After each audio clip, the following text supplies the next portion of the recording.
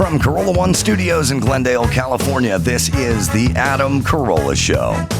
Adam's guest today, celebrity fitness trainer and podcaster Vinny Tortorich, and comedian Ben Glebe.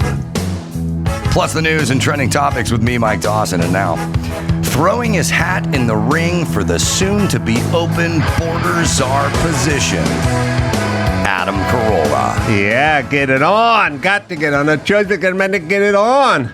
Yeah, open border czar position. Right. Because it is. That's the position it is. It's the open border position. So we might as well just jump right off with that and Kamala because people are revisiting a lot of her best of hits from the last few years. She's the spokeschild for the word salad crowd, which I've been complaining about for a very long time. It's extra talk, and I don't know why, but extra talk, I have an aversion to it that goes deeper than just being bothered or annoyed. Sure. It fucks with me in the weirdest little stupid ways. Like every time I go through Clear, it goes... it takes a picture of your eyes at the airport, and then it goes, picture complete of your eyes. Yeah. And I'm always like, just cut it at picture complete. You had me. We were done. You didn't have to say of eyes. And then everyone looks at me like I'm an insane person. But that's where tampering with disabling or destroying the smoke detector thing, it literally feels like fingernails on a chalkboard to me because it's just weird extra talk. Yes. And we don't need it. And I think when people go, well, the number one answer for most people, which is sort of like, so what? It's sort of the Mike August answer when I used to tell him, hey, Mike, the Irvine show was sold out 2 weeks ago. Why are we still plugging it on the podcast? And go, how could it hurt? How can it hurt? It's like, well, you're right. We could just talk about tons of shit that didn't exist or has no landing spot in our society reality. You're right. Right. We could be talking about Narnia. But that's how people's kind of approach. And so when you're watching the word salad, now the word salad is chick thing. Chicks do a lot of extra word salading. Ben Shapiro doesn't do a lot of extra word salad talk. Word salad is invented for dumb people in positions of power. To sound smart. Yeah, I mean, we go back to my old extra cop talk bit, but Right. Cops have to talk, at some point, there's going to be some cop. And who's this cop? He's one of the dumber guys you went to high school with from the JV football team, right? And now he's in charge. And now he's 26, and at some point, he's going to pull over Mark Garagos. And he doesn't really want to have a battle of wits with Mark Garagos, so he's going to do the extra filibustering talk, right? So Kamala Harris is dumb, and many of the women you see are dumb, but many of the politicians you see are dumb, male and female, so they do extra talking. And the extra talk is to sort of cover for them. Now, very precise people and smart people don't want to waste time with extra syllables because it takes away from the time they could be spending on your... So I'm into the economy of words, and I got a great example of this, but continue. Right. You'll notice airline pilots don't do a lot of extra word salad talk because they have to just move, make decisions, and that's how the military works. You know, they don't have time for any extra talk. So Kamala Harris does a lot of extra word salad talk, but so does Gavin Newsom. It's a trait of the left because it's sort of a feelings-based versus actual policies fact, and ideas and facts. And they don't really like numbers and data and stuff like that. They like good vibes. So I was just watching the Secret Service head up there, Cheadle, being grilled, and all the people from the left just did where they go, we're zero tolerance for violence. It's never okay for people to say, I will never, and it's all these bizarre proclamations.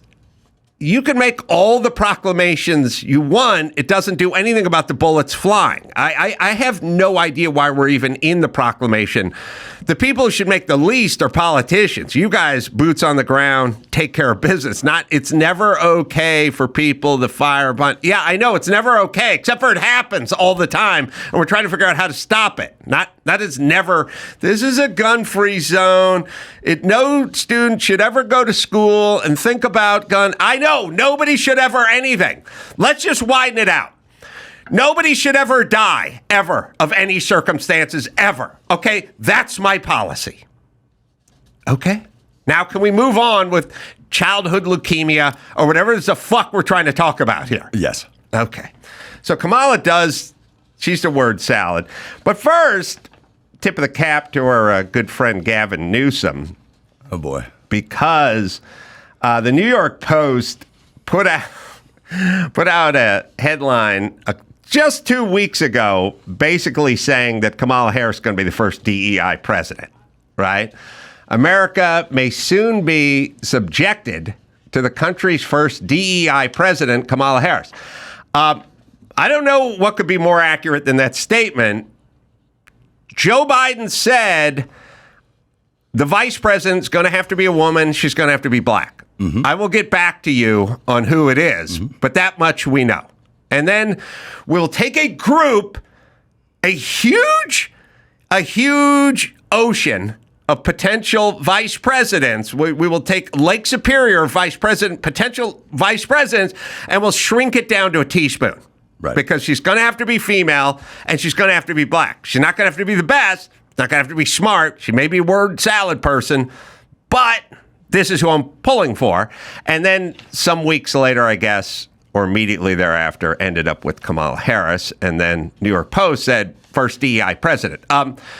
Then Gavin Newsom the man has a crystal ball. I'm telling you, this is 2 weeks old. Newsom made this statement, and I think Byron has it. He tweeted this out. Sorry. Can you read it from there? Yeah, it says, Joe Biden is our next president. All right, let's stop there. Prescient, right? Yep. He knows, but nobody has his finger on the pulse of politics more than Gavin Newsom. Right. This fucking thing is 15 days old. So, A, stupid or liar. All right, anyway, just wrong.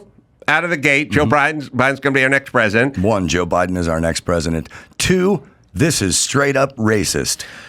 Well, first off, who's the racist in this equation? You said I'm hiring a black woman. I don't really care who it is, but she's got to be black. She's got to be a woman. That's DEI.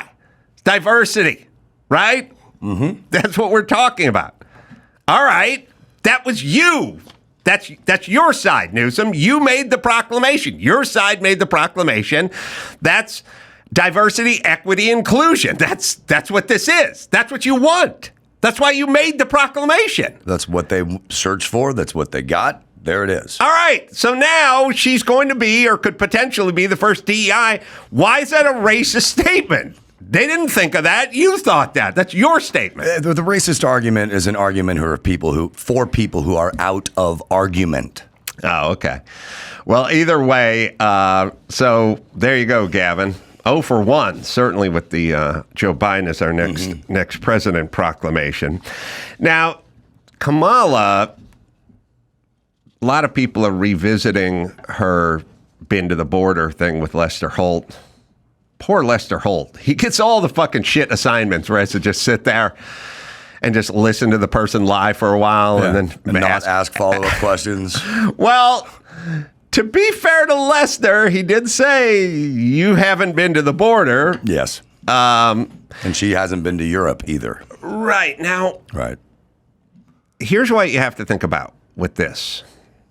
And here's the part that makes her exceedingly bad at what she does. And probably just a crazed narcissist. By the way, can you guys think about this? I'm going to get Vinny's in the next room. I'll get him fired up. Right. Joe Biden, 81 years old. Kamala Harris, turning 60. Those are the, president and the vice president for the end of this year, but those have been running the country. Combined age of those two, 141 years on the planet. 141 years on the planet. Neither one of those two has ever spent 1 second in the private sector. They've never had a job. They've never had a business. They've never had to make payroll. They've never had to deal with workman's comp or regulation or OSHA or anything. Biden's career politician since 29. Kamala Harris, career politician. They've never ran a fucking hot dog stand. Correct. I do not want those people in charge. People think it's, oh, well, so what? What's the difference? No, there's a fucking huge difference. Anybody who's tried to work in the private sector and had to deal with the stranglehold that government regulation puts on you, you want those people making decisions instead of just regulation after regulation after regulation. We have two people combined, 141 years on the planet, zero work outside of the government. Yes. That is fucked up, and that's where their fucked up decisions come from. You want someone who's just ran a business for 20 years who can go in. Right. And then understand it from both sides. But those people who went with the government and were employed and paid for by the government for so long are going to do everything they can to keep the government stronger to keep on paying them. Yes, and that's what we're dealing with. Anyway, we have Lester Holt. I hope this is enough here. Let's see. Oh, the sound's not up, Dawson. Have you ever experienced that here before? We've never been to happened. the border. So this whole thing about the border, we've been to the border. We've been to the border. You haven't been to the border. And I haven't been to Europe. And I don't understand the point that you're making. I don't understand the point that That you're making. is the entire point of this vid to me. It's not the Europe line. Yeah. It's not. Okay, there's two things that you guys should try to wrap your heads around. One is she was appointed border czar and had to sit down with Lester Holt for a national news organization interview. So get your shit together a little bit beforehand and go ahead and anticipate the fact that he may ask if you've been to the border. In which case, your answer is not yet, Lester, but I'm making plans still. She had to 100% know that question was coming up. There's no way that she didn't. That was the purpose of this interview. Why did she answer it? Why did she not have an answer? Because there is no answer or justification to what's going on. No, so the only hold play on, they hold on, have hold is on. to feign confusion. There is no. I mean, maybe. I don't like to say no. Okay. But I will say, all Joe Biden has done over the last 3 years is make up shit when people asked him stuff. But he was ready. You know what I mean? Your son, Hunter Biden, I've never spoke to my son. What? He didn't go, huh? What? I don't know. Right. He just went, I've never spoke to my son ever about any of his business dealings ever. He's ready. He knows. That's the answer if you listen. I don't think she likes to do homework. And I don't think she likes her lieutenants kind of telling her what to say. But if she listened to any of them, she'd go, Lester, we haven't been yet, but it's I'm planning on it. And obviously, I don't have to physically stand there to know what's going on. I get all the data, but I'm still going out to see for myself. That would and be then a very he just smart backs and off. reasonable He just thing says to nothing say. after Yeah. that. But Yeah. you just go, no. But yeah, the part where she goes, I don't understand the point you're making. So this is what makes her exceptionally stupid. You've been it's appointed. a facile analogy, too, to say, I haven't been to Europe. Europe does not border the United States of America. Oh, no. Listen, of course. They have nothing to do with each other. It's all stupid, but at least that's a comeback, although it doesn't have anything to do with anything. But the statement, I don't understand the point you're making, that's the one that's clinically insane. Because if somebody said to me, Adam, you've been appointed the new czar of Disneyland. Have you been there? And I went, I haven't been to Knott's Berry Farm either. What's the point? Yeah. And you go, but you're the czar of Disneyland. Right. Have you been there? And I'd go, I would be an insane person if I went, I don't understand your point. Like anybody who's put in charge of anything, whether it's an amusement park or border, and somebody says, have you been there? Let's just say you're put in charge of the Ford van factory in Dearborn, Michigan. And then someone said, have you been to the factory? You wouldn't go, I don't understand what your question is. You just go, no, but I'm planning on it, or yes. Which, by the way, first thing you should do is just go do it.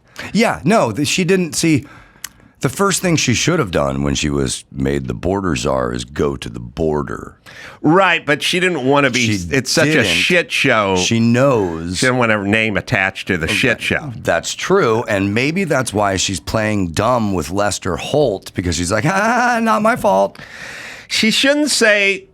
Dumb people shouldn't say dumb things out loud in front of smart people. All right, that's my bumper sticker for today. Let me tag that really quick. You're talking about extra words. One that always bothers me, and I watched a press conference with Karine Jean-Pierre. She does a lot. She does a lot of it. And about four times. If you hear at the end of the day a lot, and if also you hear things from, if you hear this one, she does a lot of, I'm not going to answer that from here. Oh, what are we doing? Later in your bathroom? Right. Bitch, this is what you do. Stop saying from here. You take the podium and then you answer questions. So this is not the proper setting for you to answer questions from here. I'm not going to do that from here. The one that gets me, the one that always bothers me, this grates me. This to me is nails on a chalkboard. When someone says 7 a.m. in the morning, we're clear. 7 a.m. is perfectly clear. Karine Jean-Pierre said 7 a.m. in the morning like 5 times when she was defending Biden's debate performance. She needs to talk as much as she possibly can and add nothing as much as she possibly can, because she has the hardest job in America. Right. She has a decaying, decrepit, diseased liar, and she has to go up there and spin whatever the fucking craziness he said the day before into something. And it's really just, she doesn't do a good job of it, but it's an impossible, thankless task. Oh, yeah. It's undoable. Oh, no, worst job in the world. Yeah. All right. One last thing. And you got news, right? We got some. It's all reactions to what happened this weekend. Every time. Now, the thing that's funny, and Byron, you can pull up the song "The Night That Kenny Died" by John Hyatt. It always makes me laugh. It's an old John Hyatt song. Like it's a song from 79, maybe 78. Like it's real old. It's before folksy John Hyatt came around. But still, it has a sort of clever, funny John Hyatt stuff, because John Hyatt songs always had like a little twist and were kind of funny, kind of clever. Happening right now. Right so now. There has never been a more accomplished president in our lifetime. Are you fucking kidding me? No, I know. If the accomplishment is to destroy the middle class and the United States of America, done. It's the night that Kenny died. He was a horrible, shitty. And by the way, here's the other thing too, everybody. When people do this, good dude, good family guy, he cared. No, he got a shit. His fucking has a junkie son. His other daughter had to go to rehab. He has a granddaughter he won't acknowledge, and he sends his son all over the place and fucking hammers checks. His brother's getting paid. He's got like 233 LLCs and offshore accounts and stuff like that. He's a corrupt politician who doesn't give a fuck about his biological grand. He's not a good dude. He's not a good dude. And his policies suck. See, people always go, I don't think Trump's a good dude either. And I go, I don't give a fuck. If we can get gas under $5 a gallon, then he can do whatever the fuck he wants at home. That's what I'm trying to tell everyone. Like, it's not a popularity contest. It's either good policy or shit policy. But anyway, not a good dude and a shit president. And now everyone has to do the make room on Mount Rushmore. Yeah. This guy got more done in 3.5 years than most presidents do in 2 terms. Like, he got more vacation done than any president in history. He spent the whole time in his Delaware beach house. And he fucking lied his ass off. Like, if you want to go back, look, there's detractors. Fine. Everyone's a liar. All politicians are a liar. Sure. Which is fine. The difference is the people who hate Trump go, he's a liar. And I go, yeah, okay, he's a liar. 3,000 people, no, sorry, 300,000 people show up at the inauguration. He says 500,000 people show up at the inauguration. Okay, that's me playing a 1,200 seat room and tell my girlfriend it's a 2,000 seater. It's me telling you the fish I caught was 28 inches when it was 12. Right. It's fine. I mean, I can't say that I would hope for that my son to possess that trait. He stands on there on the debate stage. he has a document that his office sent to the FBI and the CIA, cooked it up, told 51 intel experts to all sign a document that doesn't exist, even though they know the Hunter Biden laptop is real. And then he just looks down the camera lens and goes, 51 intelligence experts. He knows it's fake. He knows it's full of shit. He knows that was cooked up by his office. He's a fucking liar. All right. The least I'll give you is they're both liars, but don't do this thing where he's some sort of virtuous. He's a hero. No, he's a fucking incompetent liar, and he lied about his condition over the last couple of years. He's talking to Parkinson doctors and everything else. So okay, he's fucking horrible. But now we're gonna have to build him up, which is smart. So he's getting the Kenny treatment. He got the Kenny died treatment. Yep. So he's a hero, but he's around to enjoy it. Yep. You know, the thing that struck me in the Kenny song was, it's a high school kid, the high school nerd dies. Everybody all of a sudden makes him a martyr or a hero. But a lot of those people in the high school are doing it for themselves. Yeah. We want to feel good about ourselves because we didn't pick on this dude and maybe in the same case, people are backtracking, covering their asses, saying, "I always backed him. I loved him." There's a correlation in there somewhere. I'm not quite sure. What they're doing is they're trying to get someone voted in who's basically simpatico on all his shit policy. So they're going to have to turn the shit policy into good policy, so we can vote for her. All right. She didn't make it past the Iowa caucuses in the primary. She didn't get one vote. It's going to be fun. That's all. And listen, all you DEI hires, slow your fucking roll next time. I love the fact that this is going to bite them in the ass. I love it when they do a shit job because you shouldn't be doing that, especially with the country. Do it at your fucking preschool. Do not do it with the country. They could have a competent person in there. First off, Joe Biden may not wake up tomorrow morning. Right. We need someone to run the country, and you have an incompetent fucking word salad chick who's in there. And I don't care what you guys think or good vibes or whatever it is. Go do your homework on her. There's nothing there. All they got is good vibes on that one. All right. Let's do a little news. All right. Well, Hollywood is reacting to President Biden. We got we got Ariana Grande, Streisand, Jamie Lee Curtis, Mark Hamill, just a few of the Hollywood stars who weighed in on Biden's monumental decision. And to respond to this, quote, historic moment, Barbara Streisand said she commended Biden for his work in his White House and wrote, Joe Biden will go down in history as a man who accomplished significant achievements in his 4-year term. We should be grateful for his upholding of our democracy. Is she going to get on the list? Now, listen, remember, everybody, if you do think democracy is going to end, then you do think there will be a target on your back and you're going to end up in a gulag, then you leave. You don't talk about it. You don't tweet about it. You leave. And by the way, now's about the time you'd leave if you believed it. None of these celebrities believe it. No. But if they did, now's the time to start heading to Canada. Right. All right. And I mean, just the whole upholding of our democracy, I don't think they're allowed to say that anymore when they're trying to award delegates to someone else without a democratic process. It's all beautiful. But they back themselves into this corner. Star Wars actor. I love how you got to say Star Wars actor Mark Hamill because the only other thing he was in was Corvette Summer. Yeah, it was. Yeah. Mark He's Hamill. gone nuts. Dude, he's gone nuts. I know. What's his comment? Well, everyone's saying the same thing. He praised Biden for his, quote, record of accomplishments unmatched by any president in our lifetime. He restored honesty, dignity, and integrity to the office after 4 years of lies, crime, scandal, and chaos. Thank you for your service, Mr. President. It's now our duty as patriotic Americans to elect the Democrat who will honor and further your legacy. All I really notice with Biden is everything's more expensive. That's all. That's my. And there's Ukraine and Israel as well. But all I really notice is everything's more expensive. it's weird because people will go, I've created 2 million new jobs and we brought inflation down 2.7% in the last 8. And I'm like, everything is just more expensive. That's all I know. That's all I know. No one So can buy a depressing. house. A Pollo Loco's $30. That's all I got. Cher got in on the game. Oh, she's good. Cher said, in my heart, I'm tortured.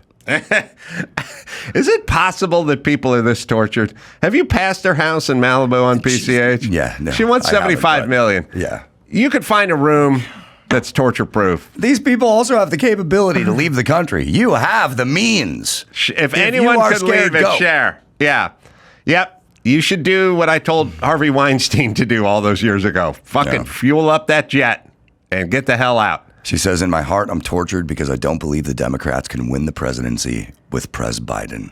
Joe, who I've loved since we met in 2008, I campaigned for him. I believe it's time to pass the baton. Yeah. Think for Dems, time for Dems to think. I hate people. As much as I love the economy of words, there's still words. Stop using numbers. Time for Dems to think way outside the box. Maybe even a split ticket. I don't know. No, What that means. I don't. It means a Republican and a Democrat running together. Oh, you mean vice president? Yeah. Oh.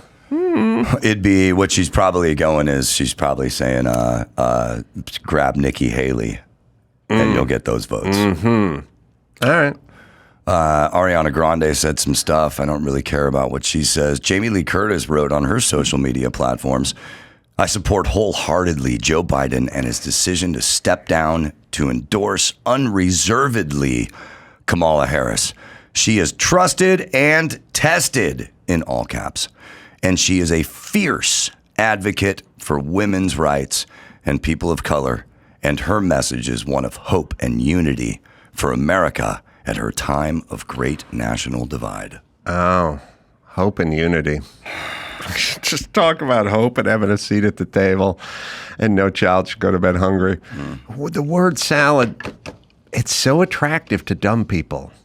It is. You got to be dumb. The whole thing about being able to be without being burdened by what was or has been. Oh, That whole thing. Byron can find that, but it's the future unburdened by what Right. was and what is. I think that if and hopefully they lose historically, we will finally be unburdened by what has been.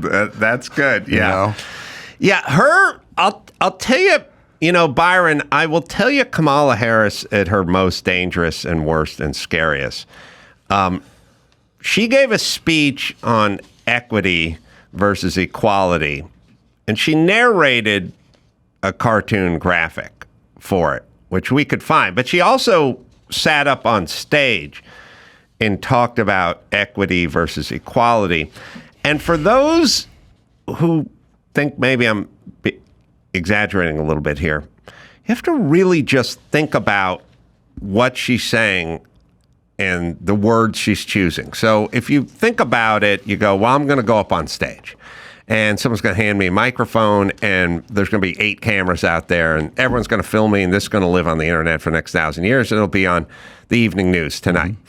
And I want to talk about equity versus equality. And I'm going to go up there and I'm going to explain that equity is good because, and I always flip-flop equality and equity, but no, equality is good Equality because better than everyone equity. needs the same Yeah. chance to do everything and the playing field should be level and everyone should have the same opportunities in the same country, wherever you come from, whatever your color skin is. And then I'm going to pause and I'll go, but it's not fixed. And the reason it isn't is because some people start in different places. And that's why we need to do more. And it's like, listen, people starting in different places, I don't think you're ever going to fix that one unless you confiscate everybody's wealth. There's no, Their wealth, their family, their networks, yeah. their communities. What do you? So here's the deal. Mark Garrigus, his dad was an attorney, and Dr. Drew's dad was a doctor, but my dad wasn't a podcaster. We started in very different places. Yes. Right? But we both all ended up in La Cañada. So it kind of worked out. You know what I'm saying?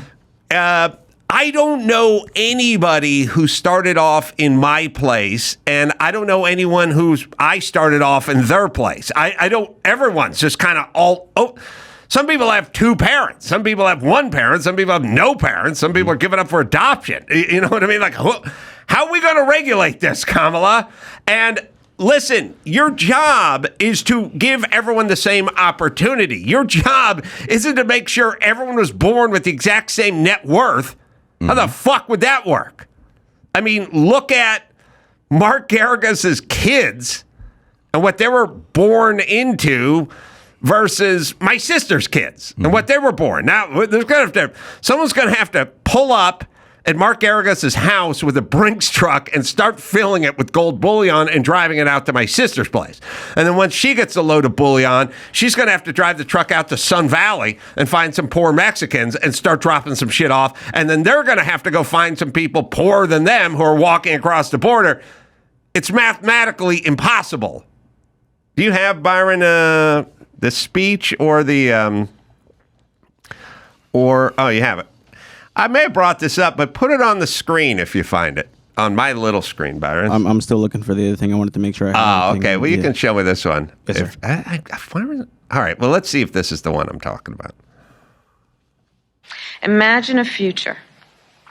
The freight trucks that deliver bread and milk to our grocery store shelves, and the buses that take children to school and parents to work. Imagine all the heavy-duty vehicles that keep our supply lines strong and allow our economy to grow. Imagine that they produced zero emissions. Imagine. Well, you all imagined it. That's why we're here today. Because we have the ability to see what can be, unburdened by what has been, and then to make the possible actually happen. All right. That's awesome. I think that electric bus company Now, also Byron, went bankrupt like Yeah. 3 They went months after that. You can find my equity one.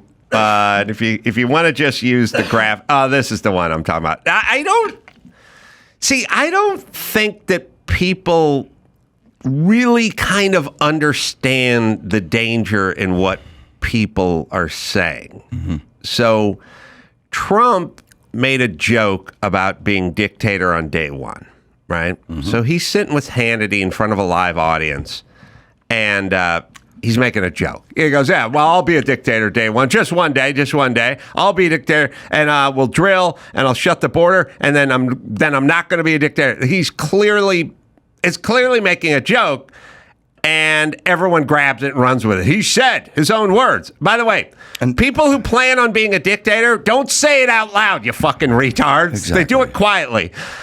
But her words about equity here, those are really dangerous, and you have to listen to it because this is how she thinks. Okay. We'll see if this is the right clip. It is our lowest income communities and our communities of color that are most impacted by these extreme conditions and impacted by issues that are not of their own making. And so absolutely. And so we have to address this in a way that is about giving resources based on equity, understanding that we fight for equality, but we also need to fight for equity, understanding not everyone starts out at the same place. And if we want people to be in an equal place, sometimes we have to take into account those disparities. Yeah, that was her. If you show the graphic, there's a cartoon that she narrated about equity. That was in a nutshell, but she gets into real detail. She goes, yeah, we'll level the playing field, but if you started off poor, we're going to have to fix that. Which, first off, that's also, but you don't have to fix that. What you have to do is make sure a poor person can get into college, but you don't have to fix the difference between the families who worked hard, stayed intact, and saved their money, and have more, versus the ones that don't have anything because they didn't work at it as hard and they weren't as focused. Oh, here's the cartoon. This is the one. Oh, God. This is the great one. Yeah. Equity versus equality. This is the one she narrates. This makes it. By the way, this is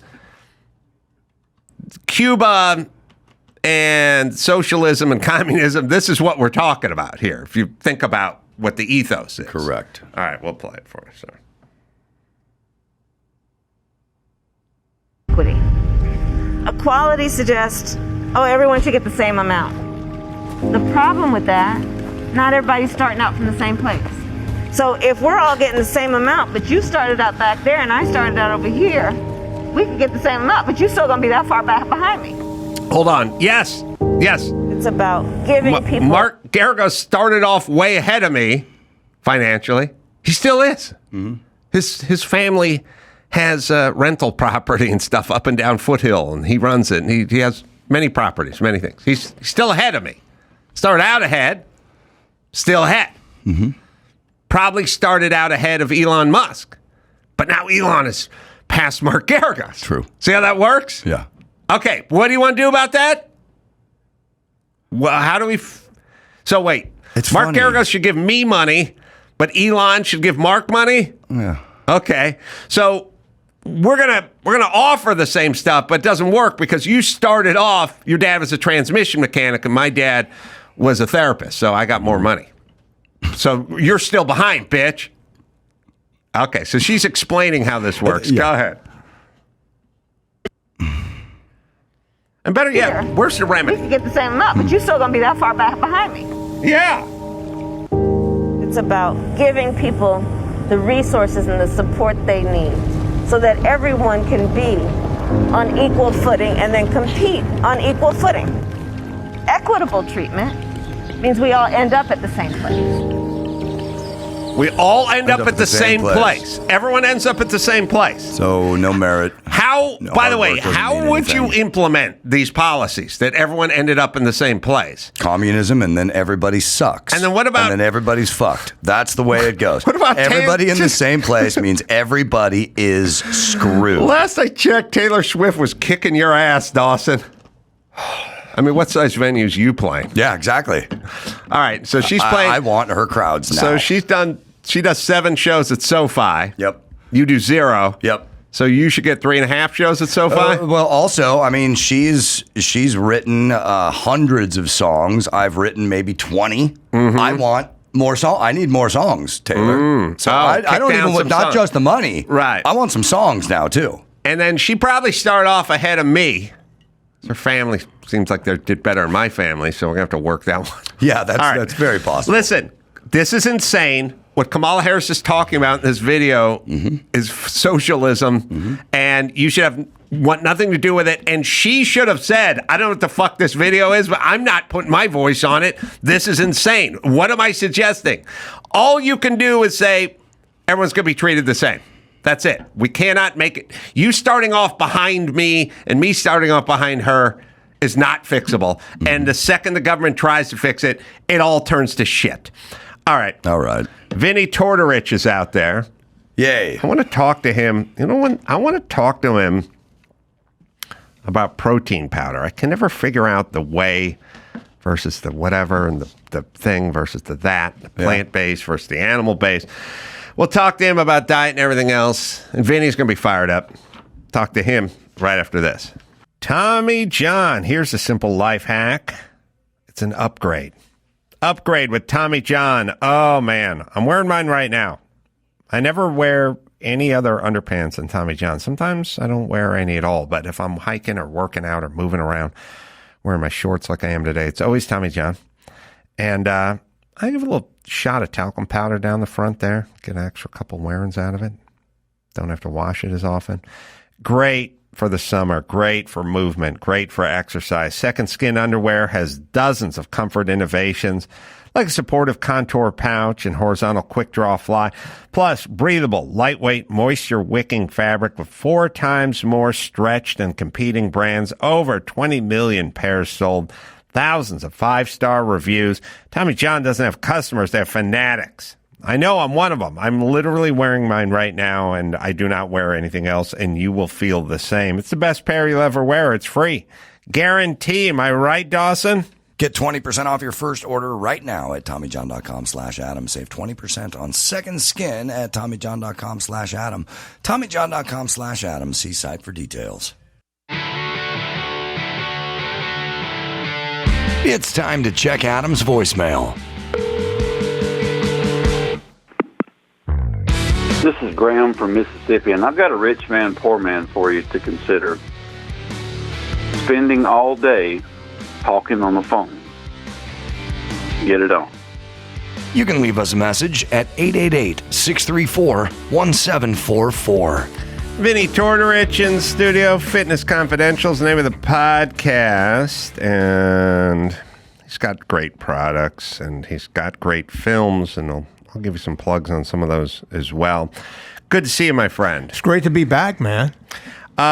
So, protein powder, as I was thinking about it when I was driving in. And you've told me before, and I cannot remember what the best protein powder is, because there's whey protein, and then what's the other one? Usually there's whey, there's egg white protein, there's pea protein for the vegans, and hemp protein. There's no shortage of But different is there? proteins. What were the two major proteins coming up? Well, the best one. One was whey, and the other was... Number two, right behind whey, would be egg white protein, but under whey, Dawson, that sounds weird. Look up the two proteins. So under whey, Because you when we have were growing up, you got whey or... egg white. No. Didn't say egg white. Or maybe you're thinking of casein, but casein comes from whey. No. I'm just talking about when you were a kid, like when you were working out. Yeah, that was egg white protein is what we used What'd they to call I it? got casein, Casein, yeah. casein and whey. Those are Those are the two main types of proteins in When milk. we were growing up, whey did Keep not looking, It actually exist. Dawson. says milk contains two main types of... Okay, I'm still looking. You but- got to go back 30 years. All right, so let me tell you what was Whey wrong. and... Egg white. That No. was it. They called it something. What? Byron? Could it be soy? When I was really into bodybuilding, Maybe it that's was what soy. Yeah. Soy wasn't around when we were young. What were the two? The two main categories Yes. of proteins are fibrous and globular. Nah, got to keep looking. No, All right, that's keep not- going. What would, let's see, what was a popular brand from like 2000 or 1980? Joe Weider brand of protein. Yeah, it was Joe Weider was around. They had, Muscle Milk was around back then. like 1990. All right, Dawson will look it up, but keep going. Okay. Whey.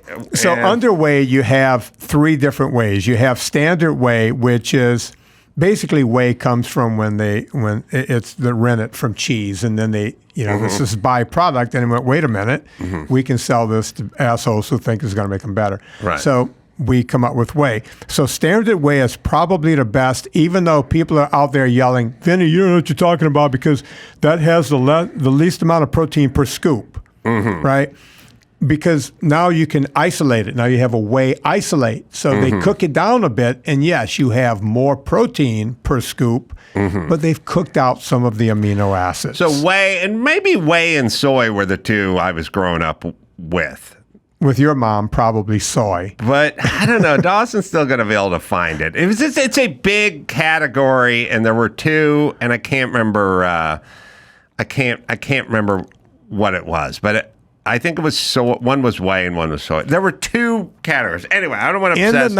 1970s, Whey is good. Yeah, whey is good. All right, so your body will assimilate whey better, and it absorbs it. So whey is good. Is the best one you can have. But I'm here, and then there's casein, which comes from whey, and casein absorbs much more slowly. So the bro science guys, the guys like Byron that used to do bodybuilding and what have you, they would say, hey, bro, you got to have the casein at night because it releases in your blood slower and it's better for you.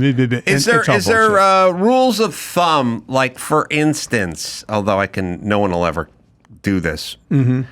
It's always chocolate or vanilla or something. I'm like, I don't like flavors. Just suck it up. Just whey. Just plain. Just get whey. Yeah. And it's usually you get what you pay for in that department. It's all the same. The different companies that put in different packaging, I own a supplement company. I know how this stuff works. You're buying bulk. You're putting your brand on it. One is not better than the other. Just straight down the line on that stuff. Yeah. Yeah. All right. So, the last time we were talking, it was sad that you were explaining to me that olive oil didn't not have to be pure olive oil and it didn't have to be branded as unpure olive oil. That's correct. Which saddened me and it worried me a little. Is there a brand that you like of olive oil or several brands of olive oil that you like that you know are not adulterated? There's one that's been sponsoring my podcast for almost the entire time, for like 10 years, and I can stand by them.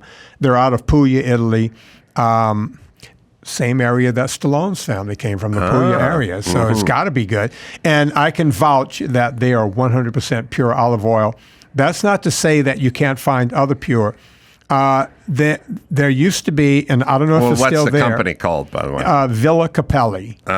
Paul Capelli started the company. God rest his soul. He passed. Chain Is smoker. olive oil versus avocado oil, which one's better? They're both good. Okay. They're both. Yeah, I can't sit here and go, oh, this one's better than that. The problem with avocado oil is the same problem we have with olive oil. It can say avocado pure 100%. It can be cut. Right. And I know even less about that than I do about the other. But you can go look up olive oils online, and sometimes you would be surprised. You can go to Costco sometimes and find good olive oil. I have little markers and indicators for things like I just choose glass over plastic because I don't like plastic, Right. but it's really not about plastic. It's usually the cheaper version of everything's going to come in plastic. So Right. I don't, with olive oil, glass is good, but then there's tins, there's like metal, and that sounds good to me too. I pay attention to the container. Tin is the best for olive oil It is. and any kind of oil, meaning avocado also, because sunlight turns it rancid. So if you have a glass bottle, keep it. Don't leave it on the kitchen counter where sunlight can come through. Right. Put it in the pantry. Keep it. They even tell you, cool, dark place. Right. Yeah. All right. So where are we at as a nation? We're fucked, and I'll tell you why. Why? I was just in Mammoth for a week. And I used to go to I've been going to mountain towns since I was able to pay to go anywhere, since 1984 when I started making my own money.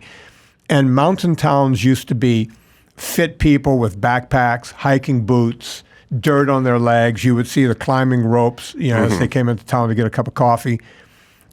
It's gone. Mammoth was one of those towns. I was just in Mammoth. It's gone. Morbid obesity is everywhere now, even in mountain towns. Now, I'm happy that these people are going to mountain towns to get in shape. That's a good thing.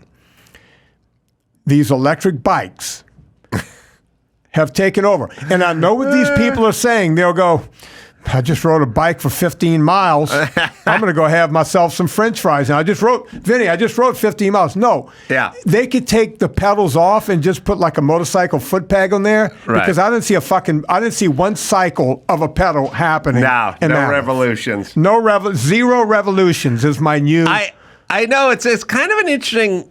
First off, it's a weird conceit when I see everyone on a scooter or electric bike. Like I'm Right. sort of like, you just walk.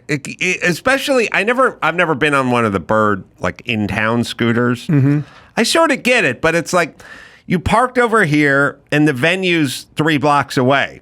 You can just walk to the venue. You don't need to zip to the venue. But you're right. The bicycle creates the illusion of exercise because it is the electric bike and you think you went out biking that day, but the reality is you didn't burn any calories. You burn. And look, I read an article once, and they don't tell you what the article is up front, but someone's complaining in the article that we're becoming pussies basically because we put a freewheel on a bike and instead of having a direct drive on a bike, to where you had to stop the pedal slowly. And then when I got to the end of the article, I realized it was written in 1925. Oh, really? Yeah, and I went, and they were going, these pussies now have coaster bikes. They can coast. Right. They can coast. And I remember reading that and going, yeah, we've been complaining about this for 100 years, right? But I'm a guy who likes to use my own body as conveyance, right? Walk, rowing, paddling, cycling. I got to tell you, something I've been, the exercise equipment or the routines or whatever, like obviously if you don't do them, they're sort of worthless and everyone gets their new products and their stretchy bands or their whatever they've got. Joe Weider sold them or their tummy tuckers or whatever, and they don't use it. You don't use them. So you have to figure out like sort of what you use. And I'm going to get your take on this because I've really been into it. I realize I end up going for walks. I do a lot of walking. And I've always wanted to go for walks. And I think at some point they're going to be able to isolate some walking gene. My son, Sonny, if I call him on any evening at 8:30, he's just walking. And I go, where are you going? He's out. I'll go, how long you been out? 2 hours. Is that real? Yeah. He really does that? He'll go out and walk for 2 or 3 hours every single night. And I'll just go, who you with? I'm just walking alone. I'll go, what are you doing? Is listening to podcasts or listening to some, crazy Catcher in the Rye or something on audio or something, which I all approve of. I'm like, good, get out and walk. And I've always had an impulse that walking was good, not from a caloric standpoint, although fine, but like it's good for your head. Like I remember as a kid, I would go out for walks at night with my friend John, who lived up the street. I remember when I did Loveline in the 90s and people would talk about getting on SSRIs and getting medication and depression and HGAC. I'd go start hiking, start walking, put some classical music on those earbuds and hit the trail, man. Just start moving. And so I realized for me, and it's also because of what the work I'm in and the life I'm in. When I was swinging a hammer on a roof all day, I didn't get home and I didn't really need to walk. I was just on my feet, and I was living in a physical world. And for 8 or 9 hours a day, I was just pounding nails and up my feet and hauling plywood and stuff like that. So I got home, I sat out, Right. But now I'm sit and talk all day, and I'm also living in a world of ideas, which is not a physical realm. And so I need to walk at night, which I do. But I realize there's not that much to it because I'm just walking. It's not exactly a workout. So I got a 25-pound vest, which when you take it off, you can feel it. It feels like 25 pounds. When you put it on, you kind of go, all right, it's sort of centered. It feels okay. You only notice it at the end of the walk where you take it off and you set it down. And I'll go out for 2.5, 3 hours, just up the hill and down PCH and stuff. And I realized this is good because I would kind of be doing this anyway, but I've added the 25 pounds, and it's now, I can feel it when I get back to the condo that, I can feel it now. Like that was something. I'm sweating more. I'm activated. And I just like the vest. I wouldn't mix it with the kayaking, but I would definitely do it on the hikes, especially when you're going up, if you find a hill. I like the vest. I'm going to tell you something about the vest. I learned this. I live in a college town, and I wear my vest, I have 20 pounds in mine, so you're doing better than me. And I meandered on to UVA's campus, and this vest looks like a bulletproof. So an old dude is walking around with a bullet, and all of a sudden people are pointing and the whole thing. I'm like, I'm getting recognized. And I went, oh, shit. They think I'm here to do something. It'll stop a knife or possibly a small caliber bullet, it'll stop a lot. Here's the thing. Our mutual friend, Howie Mandel, once said, because someone said, Howie, you work with Vinny 4 times a week, yet we see you running every day. And he actually would say, I work out with Vinny so I can look good.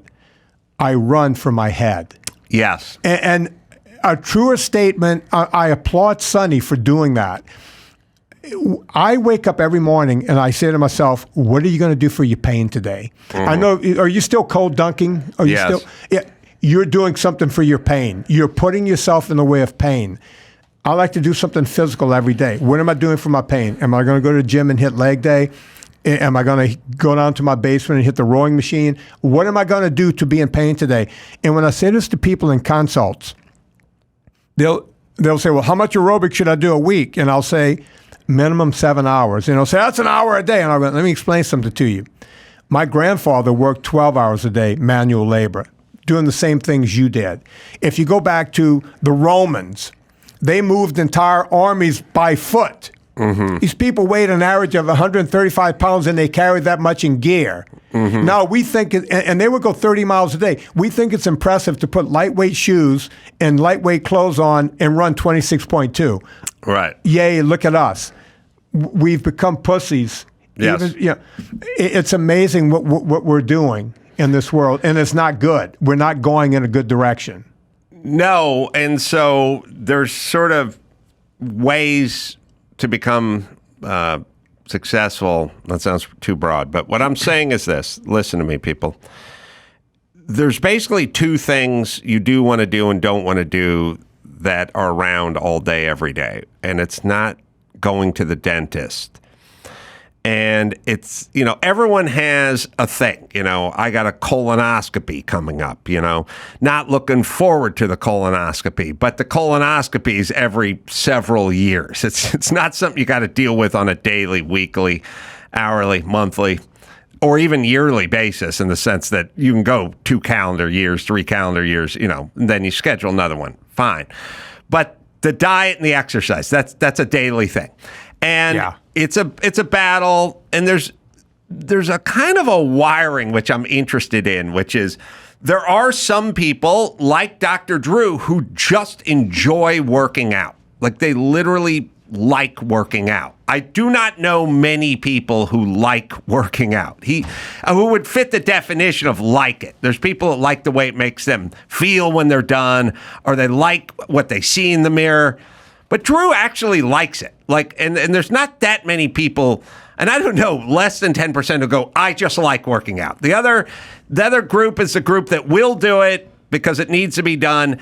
And then there's just a group that has an aversion to it. Like they just fucking don't like it. But I think the people that don't like it don't not like working out. They don't like anything that involves discomfort or pain or anything that's outside of a zone. You know what I mean? Which is, raw broccoli is not nearly as good as Cheetos, you know? So they go, well, I don't want... The number one answer for everyone with the cold dunk is, it's cold. I'm not doing it. And I go, I know it's cold, but do it. And they go, I don't like that. They're literally just going, it's like you're talking to a 7-year-old about drinking a healthy smoothie. They just go, no, I want soda. And you go, it's not supposed to taste good. It's supposed to sting a little, but you just do it, like the smoothie. Put all this stuff that tastes like shit in it and then just chug it. It takes 13 seconds. Just chug it. Yeah. And then people will go, I don't like it. I need bananas and I need berries and I need pineapple and I'm like, we're not here to have a good time. Whip it up, chug it. The chugging will take literally under 30 seconds. If you just want to hold your nose and chug it, you can do it. But there's an aversion to it. And what they don't understand is doing all the shit you don't want to do that makes you uncomfortable then has an application in every facet of life. Absolutely. And Drew and I have had this conversation off air because we both grew up. He grew up with Bill Pearl out here. I grew up with a different guy in Louisiana. We like the process. I had this conversation last night with an old buddy of mine when I did ultra cycling for 20 some odd years. And David Holt and I was on his crew when he did Race Across America. Mm-hmm. It was a nonstop race coast to coast where you sleep 2 hours out of every 24. You cover 3,000 miles. Yeah. And how long? 8-9 days. The winners. Wow. David was on a 10-day jaunt. Yeah. And David and I, we're both out of the business now. And we were just talking. I wrote to him. I can show you the text. I wrote back to him and said, I've always enjoyed the process. When I think back and romanticize those 20 years, the process is what I romanticize about. Being in the Santa Monica Mountains for 18 hours on a Saturday, riding a bike from here to Carpinteria and back in midsummer, and this kind of thing, 200-mile round trip. I romanticize about those things. And the funny thing is, driving into here today, when I got off on Victory, you get off Victory, you turn left to come here. I saw a woman who was in very good shape on a bike, and that her entire outfit was crusted with salt. And I looked at her and said, I want to be you right now. I'm heading here, air conditioned in my truck, air conditioned in the studio. I so wanted to be that woman with that salted, crusted outfit on, going to do laps in that park, because I know what that park is like. She's going to do hot laps after she's probably been on that bike for 5 hours. That's the person you want to be. Everyone wants to know the destination in life. And if you're looking at the destination, you're going to miss life. Yeah. The journey happens. You remember the journey. Think of your football days. You played 10 games. Yeah. But you started practicing on August 11th. Yeah. Think about the camaraderie with those guys. Yeah, for me, it's a real simple thing, because I got kind of a front row seat to it with my family and people in general. The more stuff you're able to do that you don't want to do, the more successful you're going to be. And I'm always kind of still amazed when I talk to people. I go, hey, why don't we do something? They go, nah, I don't want to do that. I go, why not? They go, because I don't want to do it. Like, I don't even know that's a reason why you can't do stuff. I never wanted to do anything. I just did it. I sort of had to do it. But look, it's an average. And if you're good at doing stuff you don't want to do, or that other people don't want to do, and you get good at it, you will have a successful life. And or if your policy is, I don't do anything I don't want to do, or anything that doesn't taste good or feel good, then you're screwed. And that's a problem. A lot of people have a weird gene where, and Drew has this one too, where he gets a satisfaction out of doing things immediately versus procrastinating, which is an interesting thing. Jimmy's that way too. Successful people just go and do stuff like the second you tell them. I would never do that. I would procrastinate. But you're successful. I'm like those guys. I'm not as successful as those two men, but I do everything right away. Yet you procrastinate, but you're still successful. So there's something to be said there that you eventually it's ruminating. It's in your head. Yeah, and you eventually get to it. Yeah, I'm not making excuses for procrastinators. What I'm saying is everybody has their own methodology, and some of it works for you but may not work for others. When people talk to me, when they're sharing ideas with me, or they're downloading information, like if somebody says, here's the schedule. We're leaving. You got a 6 a.m. out of LAX. That lands in Detroit at 5:51 p.m. And then the venue says you need to be there by 7:30 that night. I will always close my eyes, because I will not be able to absorb it as well if I'm looking at them or looking around. Something will distract me. It'll pull some focus. There'll be a TV on in the background, and they'll get a little bit of focus. I will not absorb it. The other thing I would say is if they hand me the schedule and go, here's the schedule, I'll go, you read it. I'll close my eyes. Now, I don't know that works well for Jimmy. Jimmy would read it, and Dr. Drew would probably read it and be in better shape. But for me, you read it, I'll close my eyes, I want to hear it. And so you do have to find out who you are, like how you're wired and what works for you. It's the same way with sort of diet and exercise. Like I don't do that well on a treadmill. I find myself just staring at the clock, oh God, it's only 7 minutes in. Jesus Christ, I'm going nuts here. But give me the 25-pound vest, the mountains, and PCH, and I'm gone for 2 hours chugging. But let me ask a question. Obviously, you have a discipline, because I've seen you on stage. You do a great comedy routine. You have to work those routines out. Do you write them down, or what do you do? What's the process for you? Because you're successful on stage. I've been with you on stage. It's amazing to watch you work. Well, thanks. So that's an interesting thing. Some guys go home and log stuff in their computer some comedians log it like they're doing data entry, like they're running an accounting firm. You know, they get it scripted. Right. Other people have pieces of paper with notes all over it. Jay Leno, I talked to Jay Leno, and I'm like, man, I have it happen all the time where I think of something, and I go, oh, man, I write it down, you know, because I'll lose it. I'll think of it, I'll lose it. I'll forget about it. And then he goes, I never write anything down. And I go, why not? He goes, if it's funny, I'll remember it. And I go, that sounds good, but not for me. I will forget tons of funny shit. He's one of one. Yeah.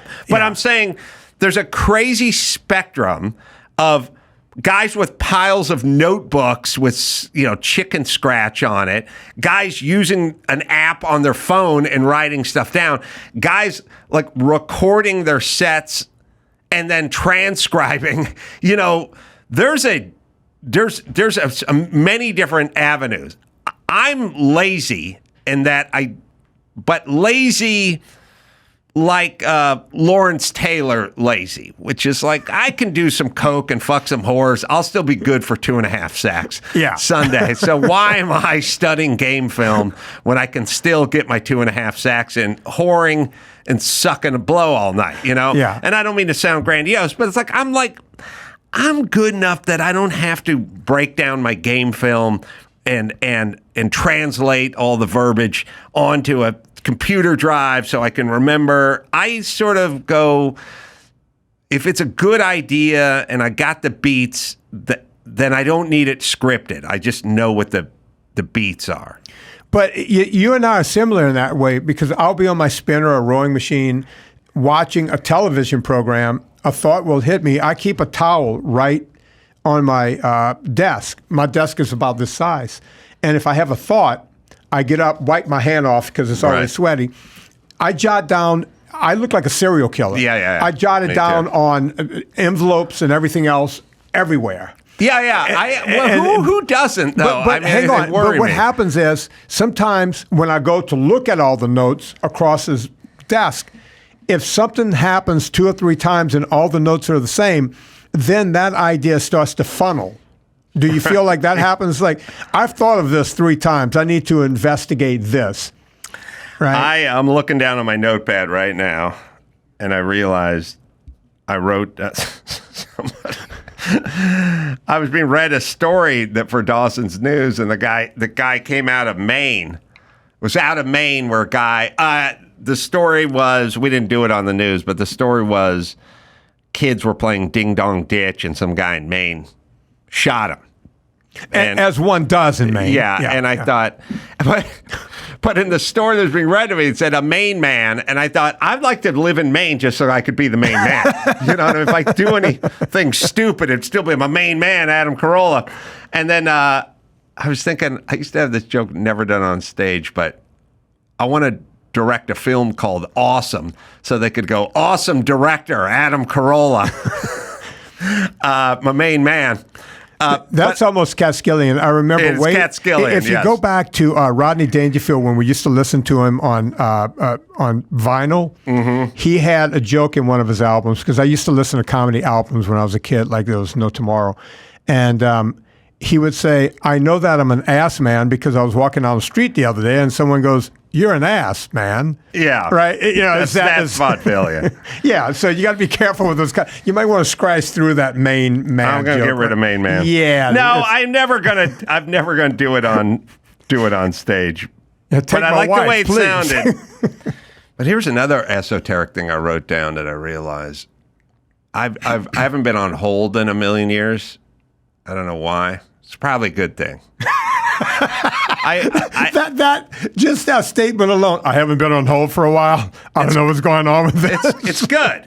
It's good. I realized, but I was on hold the other day, and I was on hold, and I realized, man, I'm stupid, because I was listening to the hold music, and when the song ended, that's when I thought the guy was going to pick up the phone. Right.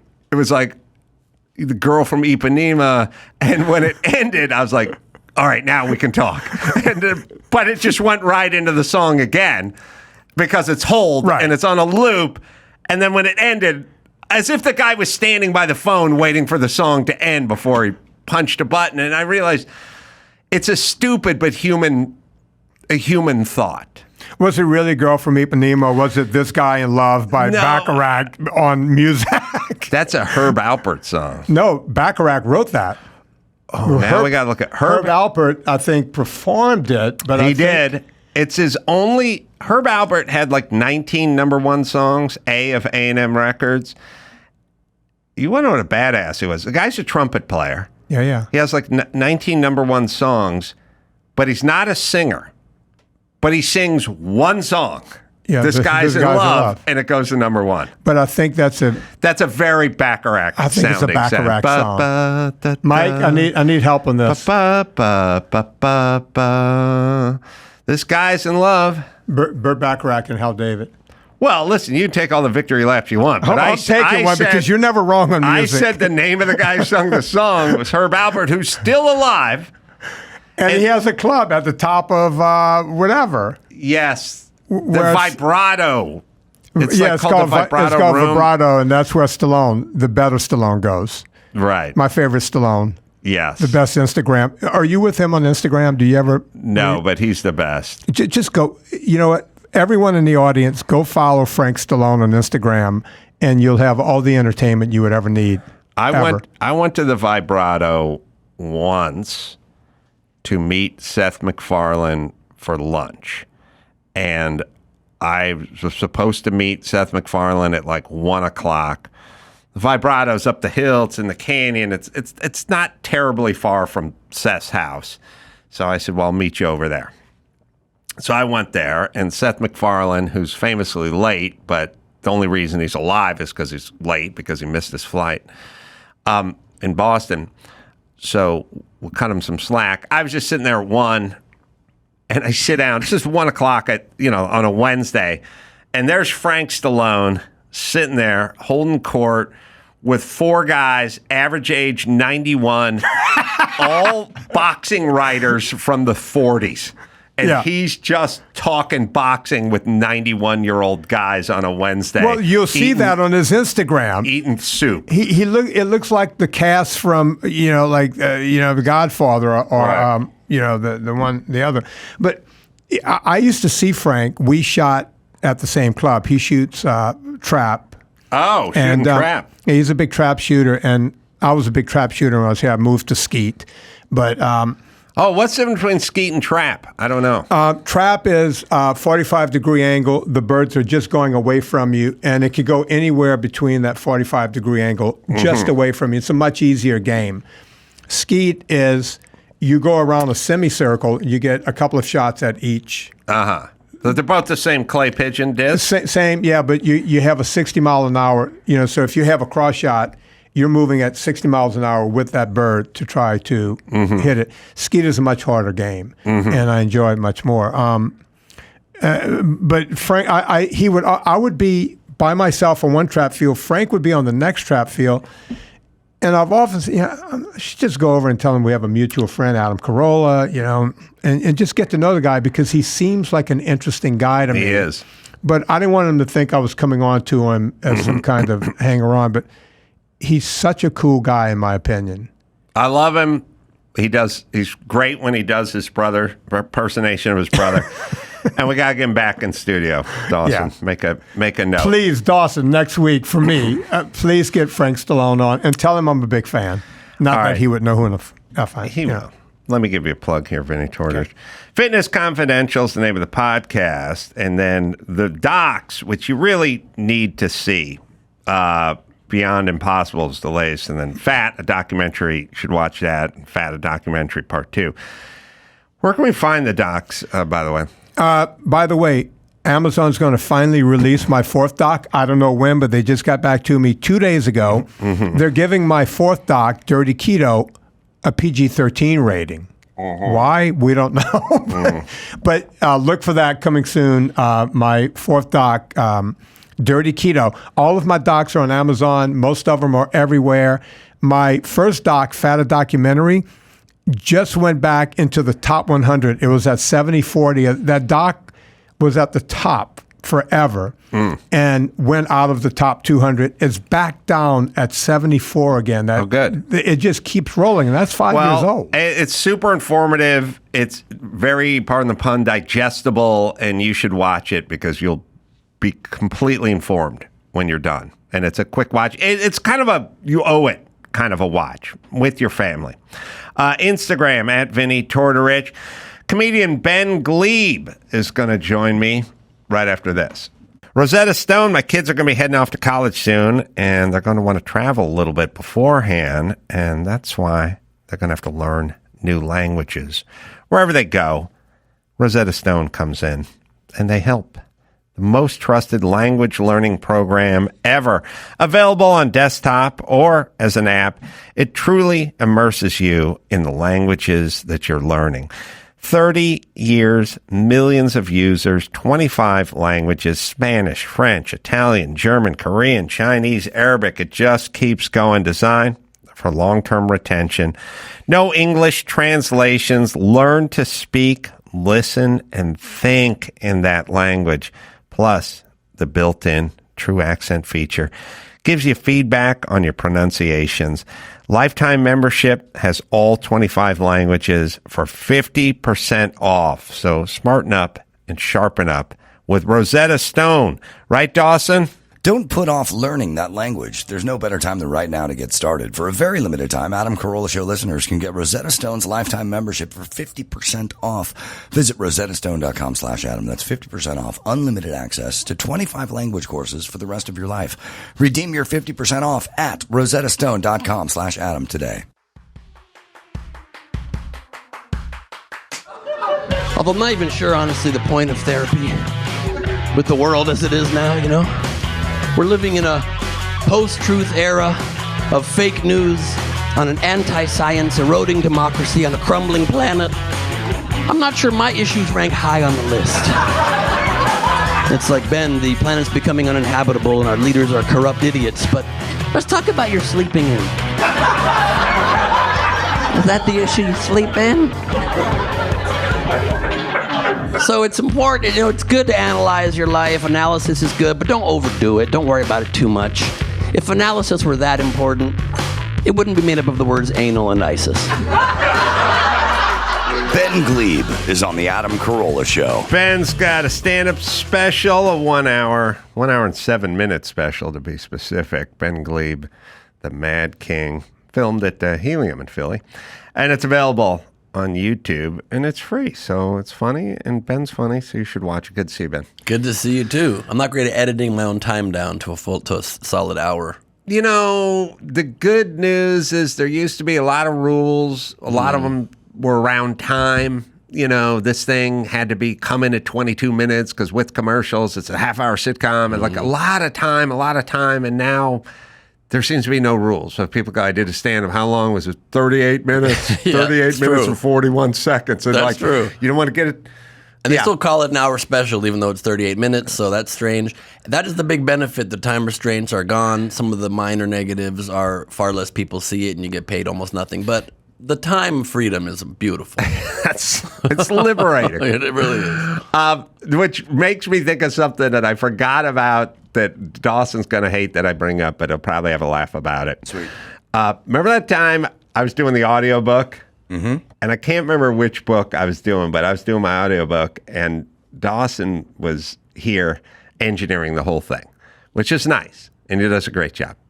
And at some point, I said, I think we got the whole book, but where are we at?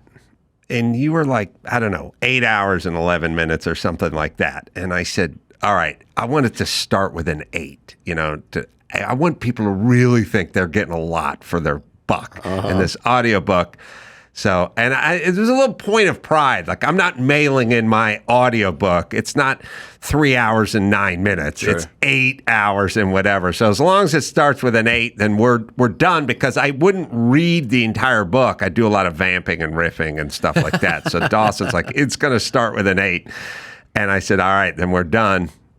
And when the audiobook came out, It was 7 hours and 59. 7 hours and 59 minutes. 59 minutes. What happened? And probably 34 seconds. Like, What happened in that 12 minutes? what happened to the 12 It's like minutes? I almost did it on purpose it's- just to make it under 8. 12 minutes. It was 14 seconds Yes. short Well, fair enough. of 8 hours. What was the official time on that book? Now, we got to look it up. It was literally, I just said, as long as we got 8 hours, as long as I don't care if it's 8 hours and 10 minutes or 8 hours and 1 second, but as long as it starts with an 8, then we're good. And Dawson's like, we're good. And when it came out, it was 7:59 and something. Yeah. I mean, people probably lost a lot of respect for you. Oh, are you kidding? I was shunned from literary circles, Yeah. from the audiobook literary circles. Guy's doing a 7. I used to go to all the big audio literary circle cocktail They start parties. chuckling. Yeah. That is a 7, but it's up to 7. It was not Taco Bell material. And all that Audible says is 7 hours and 59 minutes. But yeah, it was like 12 seconds short. We of got to 8 assume minutes, it's 8 hours. 7:59 and some seconds. Yes. They just don't roll that deep. 100%. I'd like to think it was 59 seconds short of being just so I can sleep at night and not like 7:59 in 55 seconds. I also But love. we're going to have to put a timer on it now. I also love that you got to 8 or hoped to by just vamping a bunch. That wasn't even the book. You basically Yeah, just I throwing know. some podcasting in there. There was a lot of me like recording in here, and people would walk by the door, and I'd go, "What's up, dude?" Buy another 4 seconds. You know what I Absolutely. mean? Yeah. And then like a guy'd come in and go, "Hey, man, someone's got to clean the coffee maker," and I'd add, I'd pad. A lot of people said that was the most riveting part of the book. Now, what would happen to me is I would start reading my own book.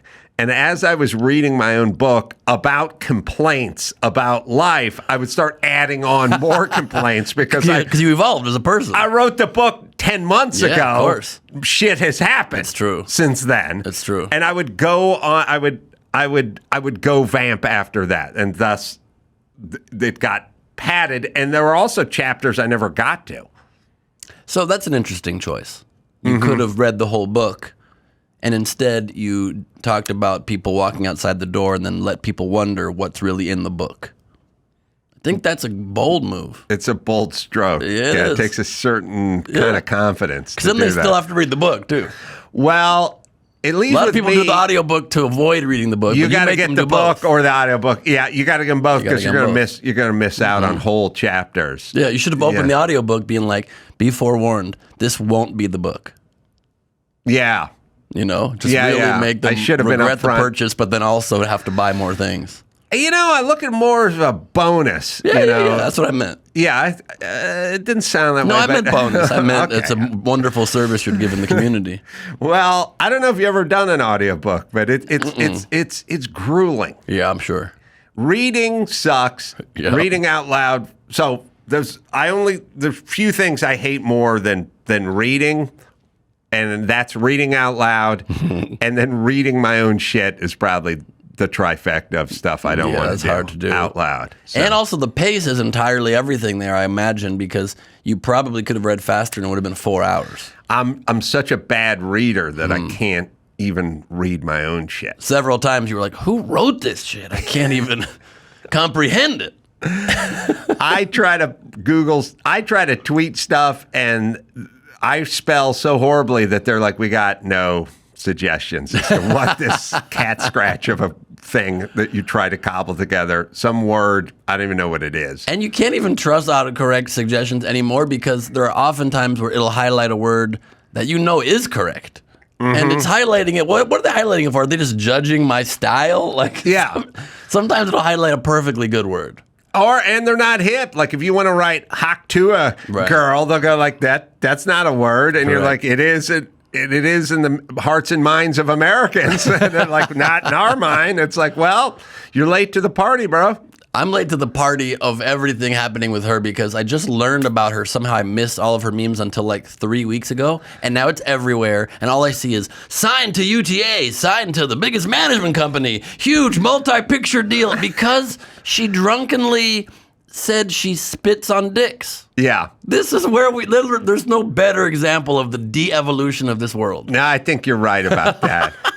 Although in Congress, the two bitches screaming at each other about great. 3 weeks ago was pretty awesome. That was great. That was good. That's you have the build of a linebacker.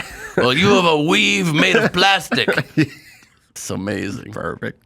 Yeah, I love the signs that were coming undone. Yep. As a society.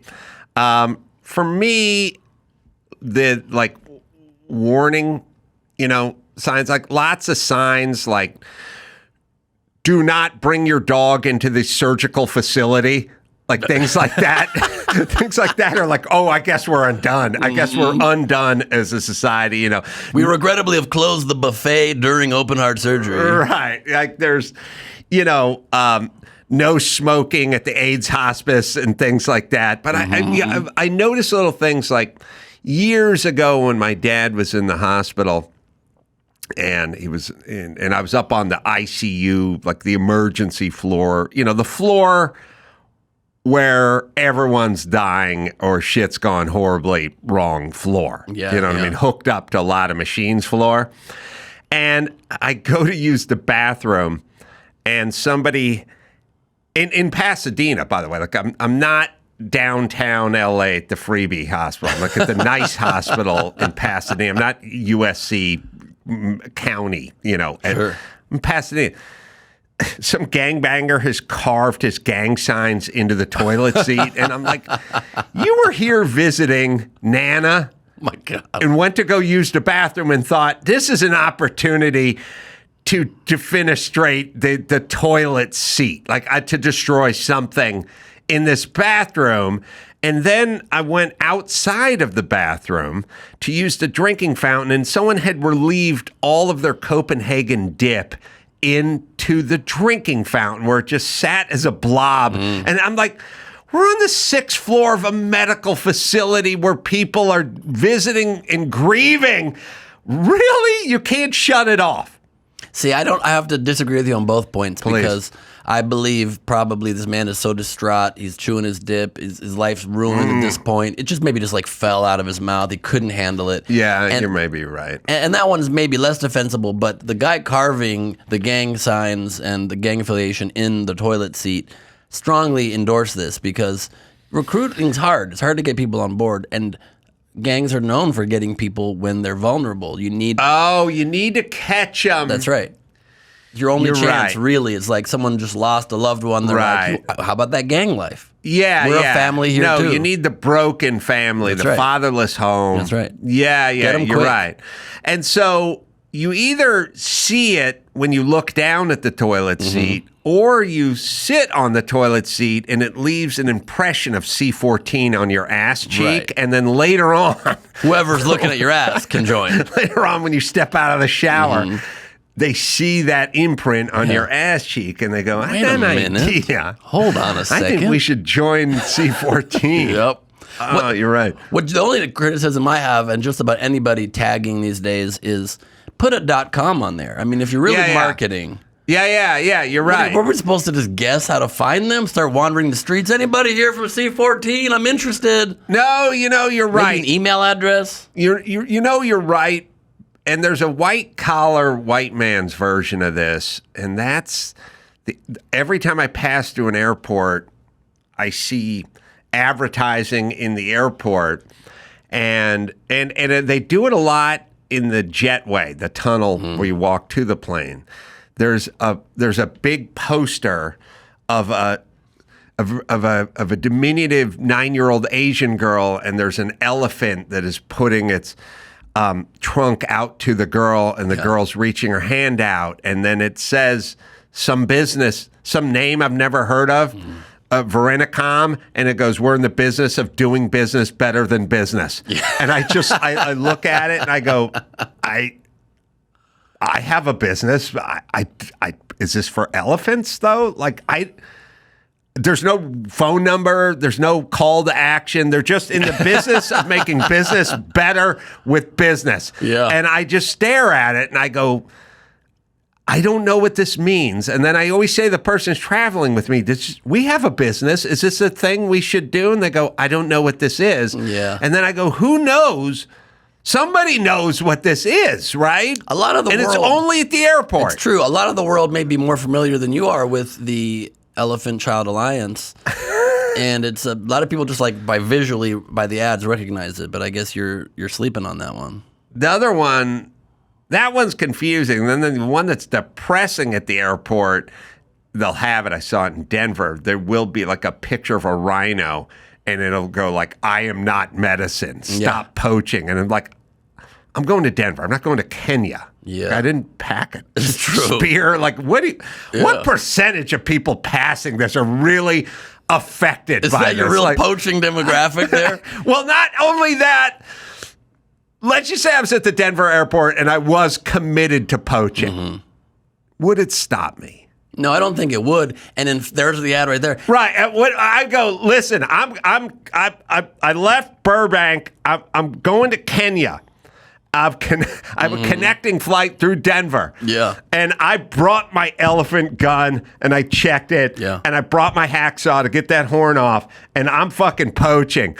Do you think this poster would stop me? I would argue it stops zero poachers and depresses 1,000% of everyone else walking past it. Those are two facts. And further, I would argue this is absolutely increasing rhino poaching because until I saw this, I had no clue their horns could be used for medicine. You are one. Now you can get a boner, and now you know it. Yeah. And now you're like, "Where's my I had rhino no horn?" idea. I'm trying to find like a hacksaw, maybe like a nail file. I'm diverting to Kenya now. A lot of that was cancel the shows in Denver. Yeah. I'm going to Kenya. 100%. I'm doing some poaching, bitch. 100%. It ain't just for eggs anymore. No, it's not. No, it's not. We're going soft boiled elephant horns, and we're straight up curing some shit. So I was like, look, all right, I'm depressed, but it always used to. I used to do a bit a million years ago, but it was always funny. It was always every municipal vehicle in LA, the garbage trucks and like fire trucks and like all the weird county whatever trucks, know what they are. They're just doing something. Yeah. It's not like you kind of grow up, you go cop car, fire truck, but then there's 7,000 other just works for the city trucks. Justifying our budgets. They all had a bumper sticker that said "End Senior Abuse" on them. And I was like, okay. I bet this reminds more people For sure. to beat seniors They're than vulnerable. it prevents. Yeah. I just joined a gang. I just was around a bunch of seniors. Let's hop in. My thing is like anyone who's behind that person, that truck, in reading "End Senior Abuse," I say 0% of people that were going like, look, I was on my way to Shady Acres to open a can of whoop ass on Nana, but I read this guy's bumper sticker and I took a look in the rearview mirror and I didn't like what I saw looking back at me. I unscrambled the words backwards in my head and I was like, wait a minute. No. But I do believe there's a certain percentage of society that goes, it has been a minute 100%. Since I beat the shit out of Nana. I forgot that's an option. Thanks for the heads up. Yeah, 100%. Thank you, City of Los Angeles. I don't know why people think messages without any reasoning or argument does anything. Like maybe if it said, stop senior abuse, you won't go to heaven. Stop senior abuse, you might get arrested. Like give me some reason to not do the thing. Yeah. Just saying the warning does nothing. An old bit of mine, too, is like, they used to always have bumper stickers and park benches and bus benches that said, don't abandon your baby. Oh, and listen, every fire station in LA, you want to talk about the apocalypse, like the signs of the apocalypse, Congresswomen arguing is fine, but plaques in front of every fire station going, don't throw your kid in a dumpster or garbage disposal or blast furnace, just drop them off here. Right. We got chili and Dalmatians. It's going to be awesome. Hey, does your kid like foosball? Yeah, it's very hard to encourage you not to do it and then say, here's a very safe space for you to drop off your child, though, if you're still interested. Yes. And then, but that I just like, but imagine you're someone, right, consequences. Yeah. Give me consequences. Now Joe has to find the most depressing, which is driving on PCH. fire station that has the picture on that says, "And stop hate at the beach." Oh, specifically at the beach. At the beach. Just take a day off at the beach. What the- Leave your hatred at the shoreline. Which all it serves is to depress the shit out of everybody. Stop hating at the beach. Who are they hating at the beach? Shirtless? We're in Malibu. Fat people? We're in Malibu, California. Yeah. There's never been a hate crime ever Yeah. committed in the history of Malibu Beach. It's far too exclusive of an area. Who are they targeting with this? Pay somebody to make a huge sign to put on the lifeguard stations that says "Stop hate at the beach." Yeah, the "Don't abandon your baby" sign particularly always got to me because if you're at the most desperate place where you're about to put your baby in a trash bin, and you're in the park and you're about to drop a baby in the trash bin, are you gonna see the sign and be like, whoa, I did not know this was not encouraged. Right. I saw someone sitting in front of the word "don't" on the bench. I thought it said "abandon your baby." I was following the signs. Yeah. I always follow signs. It reminded me. It reminded me. Keep our beaches hate-free. There it is. There it is. Serving to depress everyone who walks past that sign at the beach and doing zero And just to affect anything. What a narrow message. They don't want to stop hate across the board. Yeah. What about the San Fernando Valley? Yeah, just don't hate on the beach. You're here, you're in the sand. Put your toes in the sand and hate immediately after.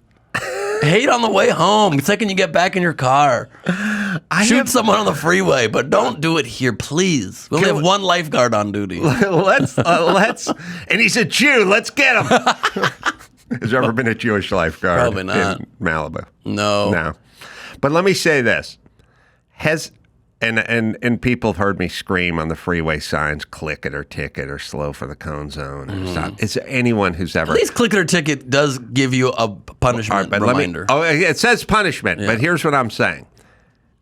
Is there anyone who's been driving down the freeway, one person who looked up and went, "Oh, I forgot to put my seatbelt on," when their dashboard is melting down because they didn't put their seatbelt on when they got into their car? Yeah. My car does not give me 1 second of grace time. When I get in my car and I start my car, it starts going nuts that my seatbelt's not on. I have to put my seatbelt on before I start my car, or it will start going. My car's not fucking nuts militant up. like that. It's not? No, my car's pretty chill about How it. much grace time do you get? I don't even know if it beeps at me. I don't think it tells me anything. Are you clinically insane? I don't think it tells me Are anything. you nuts? Did you drive your car here? I did. What kind of car is it? Infiniti G50. Maybe there's a light that comes on, but it doesn't really aggressively What year warn is me. it? 2018? This is in no human I'm gonna way look when I get possible. back in the car. No, we're gonna look now. Okay, great. We're gonna look Can we now. give my key to somebody to go check? Have someone come in Please. here, I would love fire it. up their phone, Please, I would sit love in it. Ben's car, and if it turns Start out the your engine. car does nothing, Yep. we're trading cars. Great. I love it. I don't know what kind of car you got, but I'm guessing it's better than mine. So I like It this is flavor. better than yours, but this is the best. Okay, No I'm sound excited. whatsoever. Here's the key. Just put your foot on the brake while you start the ignition button. Yeah. And then try to go in reverse, see what happens. And don't take the roach from the ashtray, bro. He counts them. Don't touch any of my valet cash in the center console. Oh, yeah. All right, so we'll get to the bottom of that. But what I'm saying is this. All the signs that we see everywhere, what percent, I'm not medicine. You have... I never thought you were medicine. You have 2 million people who go through the Denver airport every week. Yeah. Is it what? What percentage? No, it's hurting. What, It's hurting or is the it cause. just zero? It has to be It's zero. It hurting can't the even be a cause. percent. It's making, It hurts. people want to rebel, and You I wanna- wasn't even aware that rhino poaching was still a thing. It's true. Like I picked I'm in. up someone, I'm really interested now. I'd like people to hit me up on my website. I picked up somebody from the Denver airport once, and they were driving back to L.A., and I was like, "You want to stop and get something to eat?" And he goes, "Let's go poaching." And I said, "What?" And he said, "I want to poach some rhino." And I go, "We're in L.A. There's Denver not- Zoo, baby. Yeah, we can break Hop into the in zoo and after poach." hours. And I was like, I just want to know if you want to get a beer. And he's like, not until I'll celebrate with a beer after we're done poaching. Yeah, get a fresh beard and shave some rhino. So you can get a boner Rhino tonight. spice in there. That's right. Is that the main thing it does? It gives you boners? Okay. Here's what the sign should say. Please. Asians, knock it off. That's what the sign. If they had any dignity.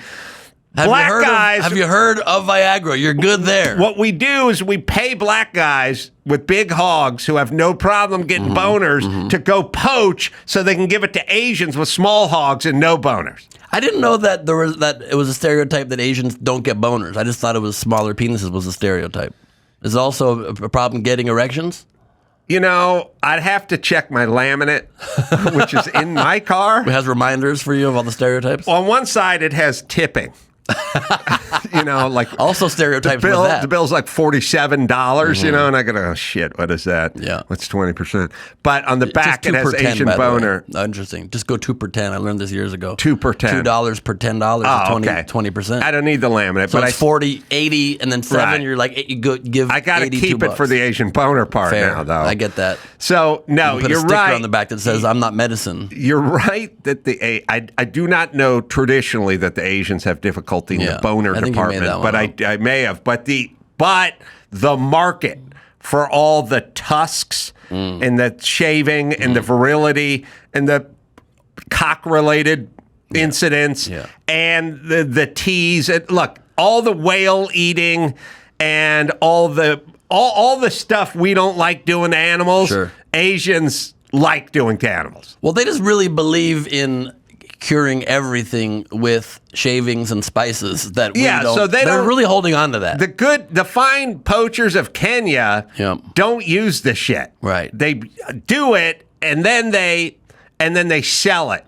to the Asian market. Asian community that believes so any animal thing can cure anything. Right. So instead of depressing the fine people who are passing through the Denver airport, they could more accurately write Asians knock it off. Yeah, they could. But that'll anger the Asians. That'll anger the Asians. I do understand why. Because I don't feel like all Asians are doing it. Probably it's sort of like no, it's probably less than 70%. Less than 70 for sure. Yeah. Yeah. I think so. Maybe less. Maybe. I mean, I don't have straight numbers. I'm not Asian, so I can't really check weigh my in laminate. personally. What does it say on the back of it? If I had it, I'd tell you. I get that. That's why I put it in a laminate form. Yeah, I get that. I don't have it at my fingertips. I don't know if spices do anything. Does a spice do anything? Let me tell you. I grew up with a hippie mom. And hippie moms want to do anything but what works. You know, they go like, why don't you get some fucking ant spray and kill those ants? And they go, if you take chalk and you put it around the cat's kibble bowl, put chalk, or we can get some fucking poison and get these fucking ants killed. And they go, salt. And you go, peppermint gum. or we could just fucking kill the ants. Yeah. You know what I mean? If you leave out peppermint gum, they create a gum habit. Yeah, we could go to the holistic guy and get some eye of newt and some whisker of cat. Or we could talk to Dr. Drew and get some fucking antibiotics because I got a sore on my lip, bitch. Yep. You know, they're like, but it works best to take. None of that shit ever works. And by the way, you know it never works because when the shit really goes down, like the cancer kicks in or they need the surgery, that's what works. Western medicine. And then all the other ones, like, well, Steve McQueen went to Tijuana and used to get coffee enemas. Yeah, where's Steve McQueen now? Yeah. And did he ever see his 43rd birthday? No, he died immediately after the enema. I think during the enema in Mexico, he was done. Yes. Yeah. I mean, that stuff works if you don't care if it's effective. It works. Yes, it works for nutty bitches who look at crystals and my mom who would consult her wheel, her biorhythm wheel to see if today was a critical day or an extra critical day. My mom had the perfect out for everything. The wheel. Or any alternate modality. Well, look. If can I speak to the parents? Yeah. If there's something you don't want to do, you just follow the Chris Carolla path to lethargy. You'll never have to do anything. What are the real hearts of this technique? First, you get a biorhythm wheel. and you check it. Yeah. And you play young Adam. Sure. And ask me for something. Sure. You know, like, oh, you want to go to the rodeo this weekend? Mom, is there any chance I could borrow the car? I want to go to the rodeo this weekend. It's in town. It's never in town. Let me check my biorhythm wheel here. Mom, this is an easy Let question. me just dial this in. But I just feel as though Oh, that's an extra critical day. it's just the car, though. That's extra critical. But is that good? Is that a shouldn't positive? be doing it. Oh, I should not. Extra critical. What? The wheel is spoken. Okay. All right. Can I take now the ask bus? me another question as a young pre-driver's license, Adam Carolla. Sure. Mom, is there a chance I could have one more popsicle? I just want one more popsicle. Yeah. Here's the problem. Yeah. We don't have popsicles, Uh-huh. and I can't buy them because I'm either have a cold, getting over a cold, or feel something coming on. I'm so sorry, but it seems unrelated. The ice cream man's in front of the house right now. It would be Let me 40 ch- cents. Let me check the wheel. You can check the wheel again? Yeah. Because I feel like it just could be a quick, easy yes on this. Ooh. You good news? It's an extra critical day. That's positive for popsicles? I shouldn't be giving out quarters for Mm-hmm. ice cream on an extra critical day. But check tomorrow. I hate you, Mom. Now yell, I'm gay. Oh, no, I'm wait, no, gay! don't do it. No, don't it's do too it. late. That's me. Oh, sorry. I Okay. forgot that. All right. Yeah. Ben's car, Are we which having is an update? a 2018 Infinity G50. Infinity G50, when you turn it on and you sit with it, does not make a chime. Not a chime, baby. Here's the video. Now, Oh, we have video. there's a light that goes off, right? Oh, why are you putting it in gear? Just to see if it's like working, if it's even letting you drive without doing anything. Nothing. It doesn't even say put your belt on. It says driving aids. My car has driving aids, unfortunately. Vehicular aids? Yep. Oh, that's nothing. that's what happened to Kit from Knight Rider. That's Do you the way know it- that? I'm sorry, Michael. I've been irresponsible. Sexually? Yes, I haven't been using protection. When I go to Jiffy Lube, I've been lubing and not tubing, if you know what I mean. All right. Do you see that video? I mean, I point did. proven. You maybe. I'm the owner of a brand new car. Don't put it in drive though. You just start it. I want to. I we want to going see. back? All Well, right. no. What were the first three chimes? I think that was just, I don't know what those Byron, I chimes should were. have said film the dash or whatever. Something's got to alert you to a seatbelt. There is an alert on the dash for the seatbelt, but there was no chime that alerted me that made me. What were the first three chirps? I think it was the engine turning on, me getting into the car, like it recognizing the key and things like that. Yep. Well, It was run the just like the vid. thing Run the beeping. vid one more time. Let's Great. see. Yep. I think it's just the car beeping and like the system turning on.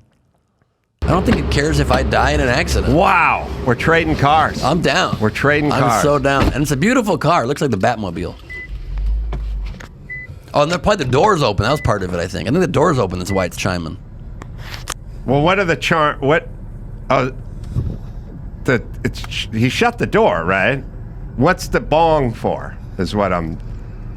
What's the bing, bing, bing? It's just that you're in the car. Yeah, I think just boom. Look at this. Doesn't care if I'm rebelted at all. I don't even see the turn on your the seatbelt chime light. is the. No. It's just telling you. It's just like booting up, beep, beep, beep. The car's starting. There's not even a thing saying seatbelt. I don't even see where he's. I think it's a lie. when he's saying, Byron's got it. Okay, put the do it seatbelt again. on. Yep.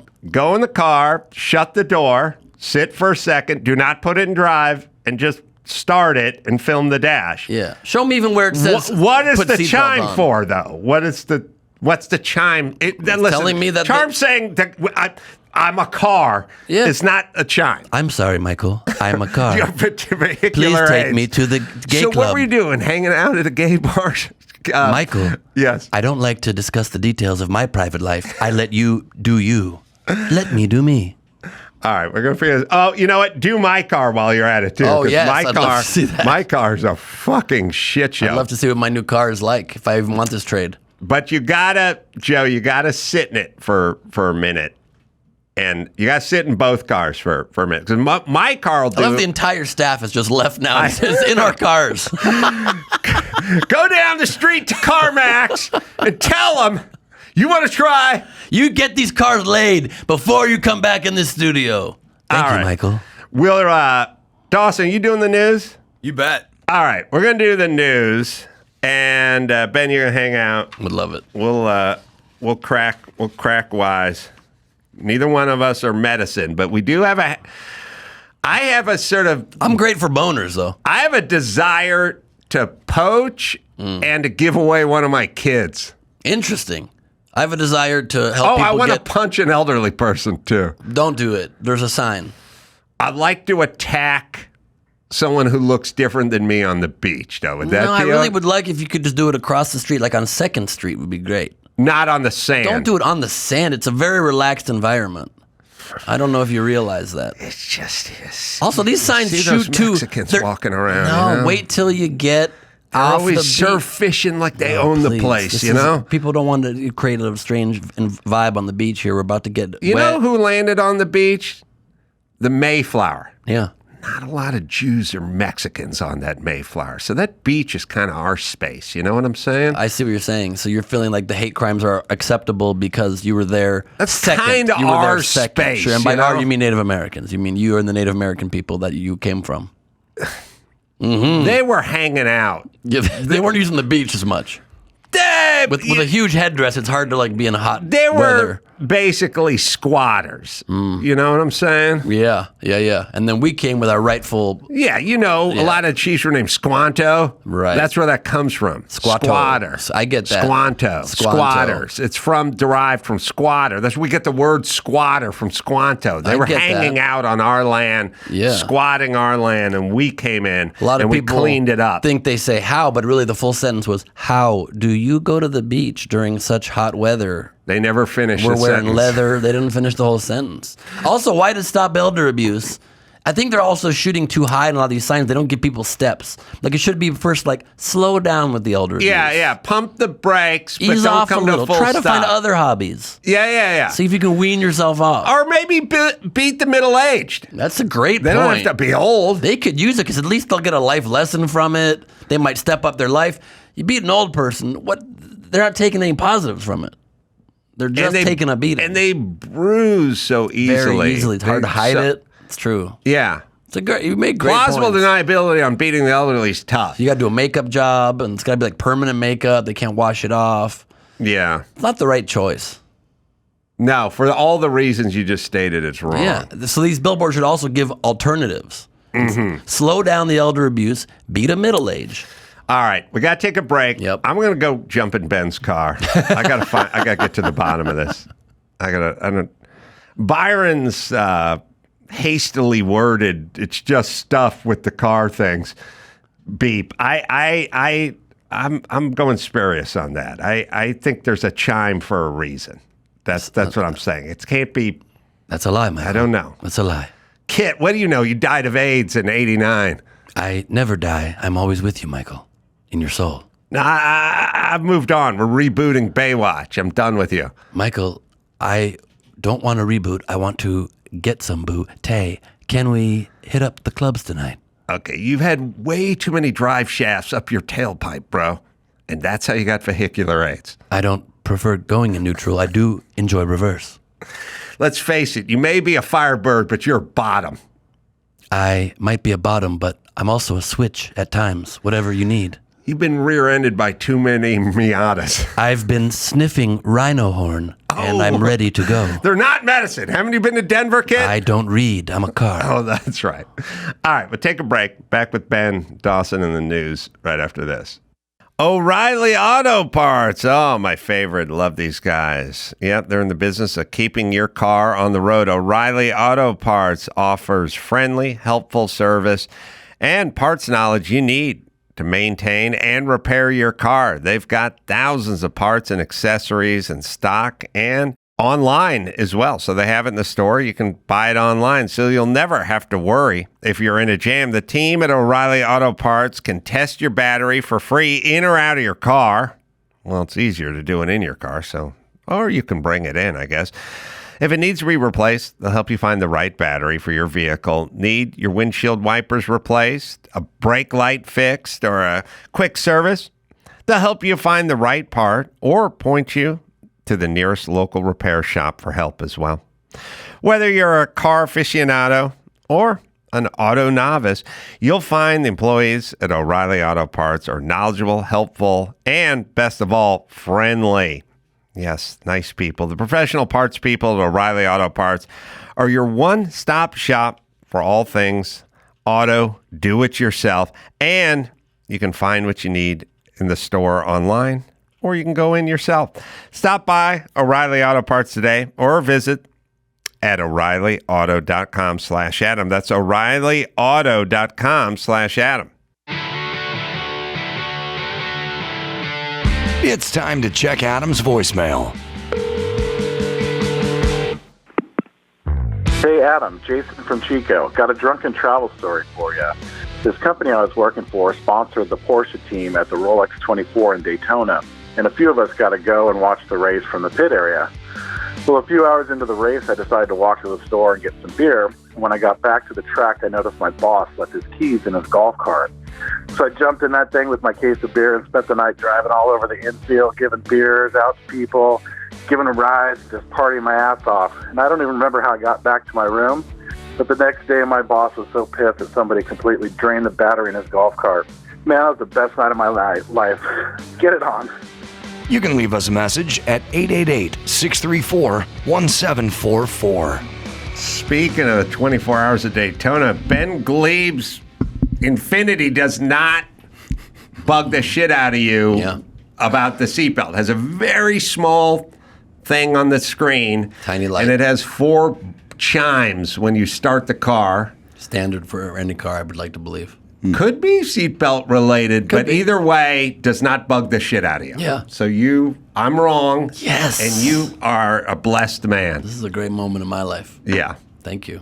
But I would still argue that the clicker ticket is unnecessary. Yeah, I agree. You either wear your seatbelt or you don't. Let people do them. We got the message by now. Maybe like when originally it was not a big thing, and then there was a big push for 5 years. 5 years to tell people to wear their seatbelt. You know what I could handle? You know what I'd like now that I think about it?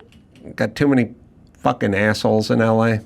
How about one? You know they do cute ones like around Thanksgiving or something like gobble gobble gobble, don't drive drunk or whatever. Yeah. Don't be a turkey. We got too many fucking unwanted kids. How about one that says pull out and I'm not talking about the driveway? We could appreciate that, right? Pull out, give less responsibility to the firefighters that are now having to raise your children. It's a little wordy, but we'll workshop it. That's a good point. Yeah. That's a good point. What do you got, Dawson? Well, Ellen DeGeneres is saying that she's not mean, but she's done with fame after her next Netflix special. She also says this is the last time you're going to see me. She said this during a recent stop of her Ellen's Last Stand Up tour. Let me tell you something. About the 41st time you say I'm not mean, or the 41st time you explain you're not anti-Semitic, but like when you're in the squad and you're like, we're not anti-Semitic, but you have to understand. We just don't want Israel to exist.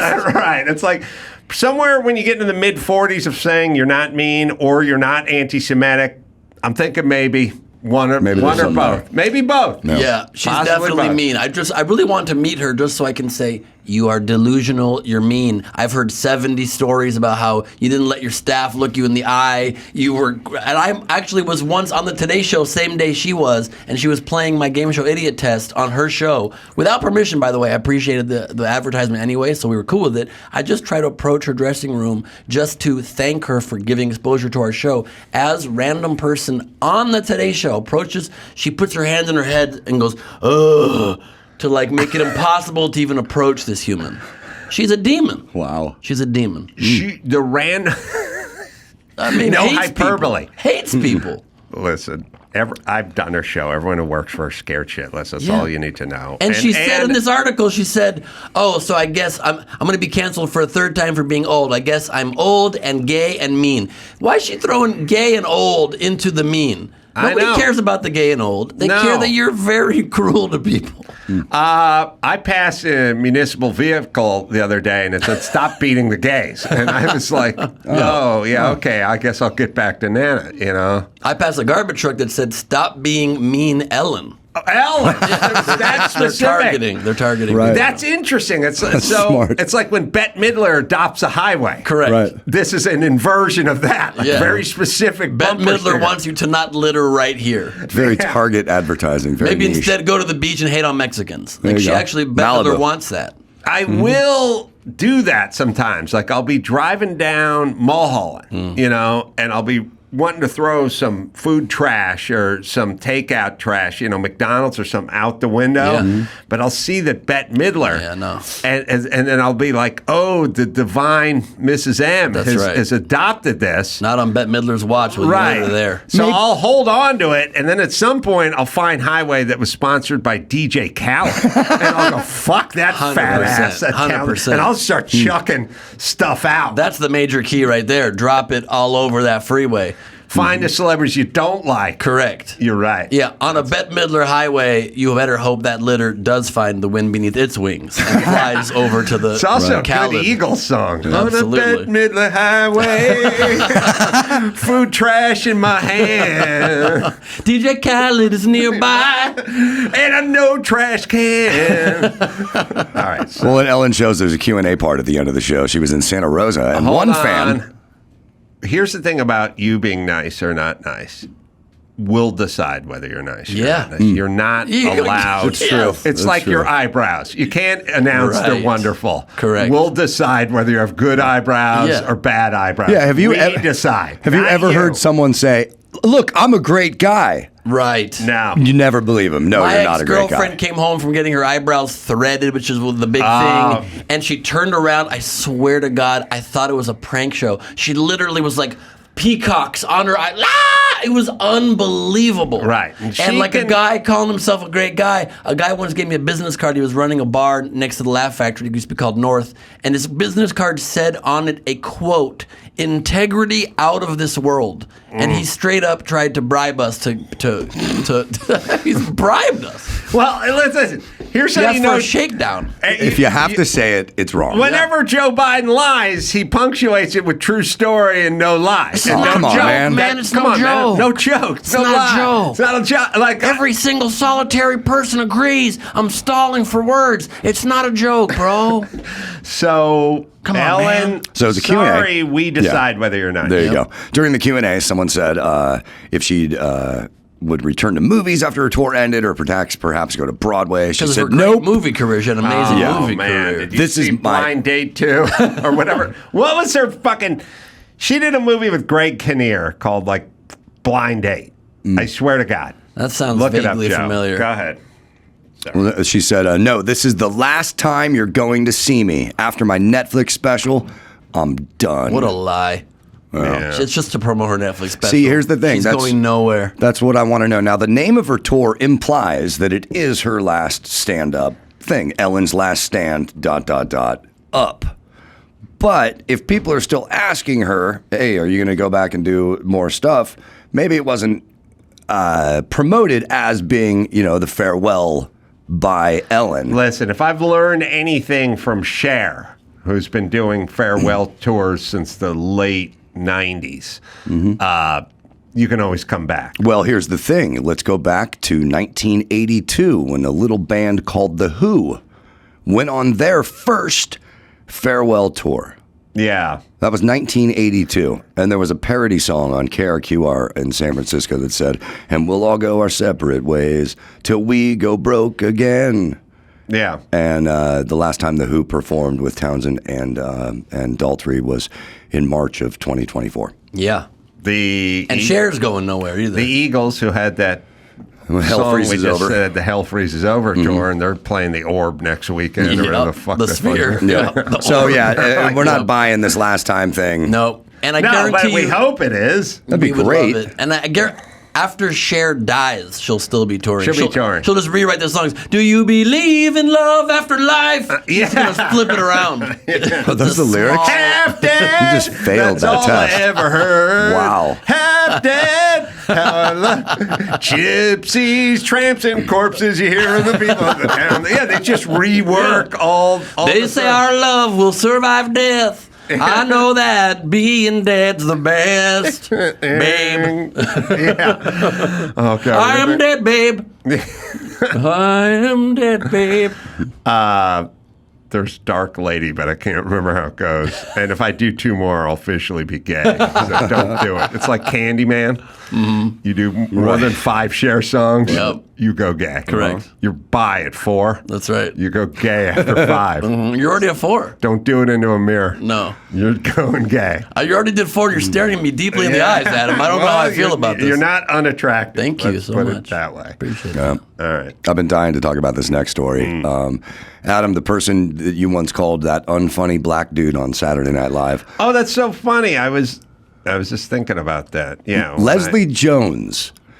She takes her pool hygiene very seriously. When I did the Baldwin roast and Chris Redd was up there, I said, Chris, I was worried because I heard they fired the unfunny black guy from Saturday Night Live, but it turned out to be Leslie Jones. Oh, my God. So that's nice because I got them both. You know, got 'em both, it's always same good joke. when you can insult two people of color with one joke. True. you know? Chris Redd, great man. Leslie Jones, only met her once. Incredibly mean to me. Wash that ass. Maybe you didn't wash your ass. She's a great Is that one of stand-up. her bits? She yells, "Wash that ass." Oh, that's nice. That's a great line. She got very mad at me over Why some was she vaccine mean? thing. I was at a party, someone's like release party, and I don't even like her work, but I said the very annoying, disingenuous thing. I said, "Hey, I think you're great. I like your work." And she goes, "Oh, okay, thanks." Like kind of nods, barely says thanks. And then we would start talking for a second about the vaccine. This is like a year ago. I was just saying about how I don't want to continue getting boosters. Like, I'm vaccinated and boosted. I just don't want to continue getting boosters. I think it's ridiculous at this point. And she goes, well, you should. Well, you should get it. That's not okay. And just literally went off on me like I was... This is 2023 this happened. Maybe early 2024. Wow. Like, I can understand that response mid-pandemic and mass death. Yeah. She's treating you like you peed in her pool. She did. Yeah. I mean, I did also pee in her pool. Well, she makes guests sign a form. Did you really pee in her pool? No. Wouldn't that be great, though? She makes guests sign a form to get into her pool that says, I will not pee in your pool. What was... Sorry, I'm looking at my screen. You got to sign a form? Apparently. No, this is... Okay. Yeah, this is another one of those. That, yeah, there we go. Okay, Yeah. let me explain something. What movie was Ellen DeGeneres in? First Date? First Date might be the name of it. Something like that. Blind Date. You know, whatever the fucking date movie she was in. I mean, she wasn't in it with Kinnear. She was in it with whoever the version of Kinnear was. But you writing on my screen, the internet disagrees with Greg Kinnear and Ellen, or in a movie is passive aggressive. You have to just give me the name of the movie that Ellen was in from 1996, where she was on a date. Not explain to me I'm wrong about Ellen. She did a movie. She did like a shitty 90s movie. There's a website that can link any two people. So I linked Greg Kinnear and Ellen DeGeneres, and nothing found. So now we're but we still would like the name of the movie, which was going to be pretty easy to find. I think her filmography is not very long, so just IMDb. I feel like something would be with the one date, that comes up. Bad Date, First Date. Remember then she did that like 1995. 3 or something. Remember then she did that like HBO movie where she just got to like make love to Sharon Stone. You remember that one? No. She played. It was like it was right after she came out as being gay, and then she got to like make love to like Kate Capshaw and Sharon Stone, I think, in this like fully naked "If the Walls Could Talk" or something. Well, it sounds familiar. If these walls could talk. We have Leslie Jones talking about. So wait a minute. When you did the Today Show, did you ever talk to Ellen, or was it some producer at Ellen? Put her hands in her head. Ellen put her hands. Ellen. Well, you were saying you came down the hall. No, I was in the there makeup a producer. area, and for some reason they have like the main guests' makeup, our own dressing rooms are in the makeup room. So if their doors open, I'm seeing Ellen in the mirror asking me to get my makeup done. I'm like, oh, it's Ellen. She's been playing my game show, Idiot Test, available now on Pluto TV. And so I decided I'm gonna go say thanks, and I get up, and she just sees a person walking up towards her. When she has like staff around her and she goes, ugh, and just like hides, turned into a ball, so I could not approach. Okay. It was really rude. Wow. All right, now let's hear. Let's hear what Leslie Jones is. What is this? Mr. Wrong from 1996. Mr. Wrong. Yes, you're right. It was a Yeah. Who Mr. was Wrong. the guy? That's Who was? it. That's what it was it? What's his name? Bill Pullman. Bill Pullman. He's a great Bill Kinnear of Pullman. the time. They're Kinnear-esque. Yeah. All right, Bill Pullman and Mr. Wrong. And you know it's funny because look at the poster. She looks very much like she's not enjoying being in a dress. That's 'cause for it's sure. Mr. Wrong. All right, we'll play the Leslie Jones clip. Sorry, Mr. Wrong. You have to sign something to get in my pool. Wait, what? Really? You have Because- like an NDA for your pool? because people pee in your pool. Like seriously, let me Even explain something to signing you. things Let like me that. explain something to you. Listen. People don't know what they ass or their dick or pussy Wash does in that hot water ass. until it is You emerged. gotta wash that So ass. my shit is like Right. 104 degrees, right? So if you step into a hot pool, Yeah. you don't know if you gonna fart automatically. You don't know if that shit gonna make you piss. So like I make people like go to the bathroom. I make them take a shower before they get in my shit, and then I tell them if you pee in my pool, that means you will pee in my life. Get the fuck out, Dude. So like. You can't. It makes sense. You're gonna pee in my life. I mean, just don't have a pool at this point. It's a Boy, lot of. That's a big process. hot tub. That's not a pool. 104 degrees is Yeah. awful. But Adam, you are a pee pooler, right? You pee in the pool. Yeah, I've heard you say you'll stand to the side of the pool and directly pee in the pool. I do. Just I 'cause have- it's I there. have just peed my. Yes, I would. I have frequently just peed in my pool. I did Yes, it once. from I the did it outside of one the time. pool. I was on my floating boat in my pool, and I didn't want to get out and go to the side, so I peed from the boat into the pool once, drunkenly. Oh, I can do it sober. Oh, interesting. You're choosing, like, you have options, and you're doing it to test I your like peeing maintenance? out. I like peeing outside. Well, that I get. And I tell people do it. Homeowners do it. Mm-hmm. It makes Only you gay feel good people about with homes? homeowners. No, homeowners. Oh, sorry. I don't let dudes pee in my bathroom. I tell every dude who's at my house go pee in the backyard. Oh, that's Oh, interesting. really? Yeah. I would just Why? make the guy to sit down. I don't like cleaning the bathroom, A, and I don't want to waste water by flushing the toilet. And we usually hang out at the bar in my garage. Mm-hmm. And Do you care where they pee in the backyard, or is it I like just say on go a to tree, the hopefully, or just where where no neighbors just on can the see you. concrete or something? Yeah, just go pee in the bushes. In the bushes. Yeah. Yeah, why aren't you peeing in the bushes or on a tree in your backyard, Adam? Why are you doing it into the pool? Well, a couple of reasons. Yeah, I've got to know. The edge of my seat. Well, first off, peeing on bushes will kill the bush eventually, which I learned from my buddy John Tyler. Okay. Who lived up the street because I'm sure he appreciates that plug. He used to piss out his room all the time, and we carved out a side of a shrub, like just it's acidy and it kills Sure. him. But I was like thinking about it. I was outside and I was like, now listen, I peed in the pool without being in the pool or ever getting into the pool that day. Just peed into the pool. Yeah. So you got to think of it this way. If I take a piss on the patio or the side or whatever, it'll leave a trace of urine smell, whatever. You can hit some dirt. Yeah. But the pool has 40,000 gallons and it's filtered every 10 seconds. Yeah. And the amount of piss, we're talking about 8 ounces, 10 ounces, I don't know, 8, 10 ounces of piss. I'm more of a 16-ounce guy, but you're going light with it. That's You're cool. big gulp. That's right. This 50,000 gallons. Mm-hmm. And I like the notion of standing above something and hitting liquid with it. Like I'd rather piss. I like the sound of it. I like the feeling of it. It's like a fountain. But people It's get like fountains. it's like a toilet. It's like a toilet. It's almost like a toilet. I think it's But more- you can aim wherever you It's want. just a big one. It's like a toilet big meets toilet. a relaxing fountain. For me, there's certain things in life that just are like, I can do it because I can. I pay for this fucking house, Yeah. and I pay the fucking pool man. That I get. And I'm taking a piss in my own pool. Interesting. And I don't give a shit. You ever take a shit in your backyard just so your gardeners can clean it up because you're paying for that? Because it seems like another viable option. I Slippery stopped. slope. Raccoons visited You again. can only do it when you have a dog.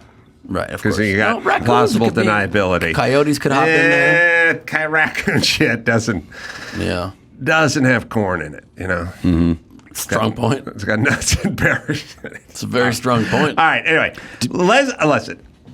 I said the problem with this Leslie Jones thing is nobody could enforce that. She would have no idea Absolutely. when people pees in her pool. But she Absolutely. did get to wash the ass in there, too. People which is do good. believe, though, there are an astounding number of people that do believe that there is actually a tablet that you can put in the pool and it will turn a color around a person when they pee. That does not not true? exist. It Wives' does not. tale. You would have seen it. I could Somebody name brought that 50 up. fucking pool parties from the last 5 years. Yeah. Yeah, pee in We the pool would have seen all it you there. want. Adam Sandler movies are not documentaries. No. Nope. Wow. Doesn't exist. Can you imagine how just unpleasant it's got to be to get into Leslie Jones' pool after the shower yelling at and then the NDA and then you get in are you allowed to have fun in this pool? Are you allowed to throw a beach ball or is that going to throw off She's got a no Marco Polo policy. She's got a sign with Marco It's Polo. offensive to blind people. That's right. That's right. Oh my God. And blind abuse in Leslie Jones pools.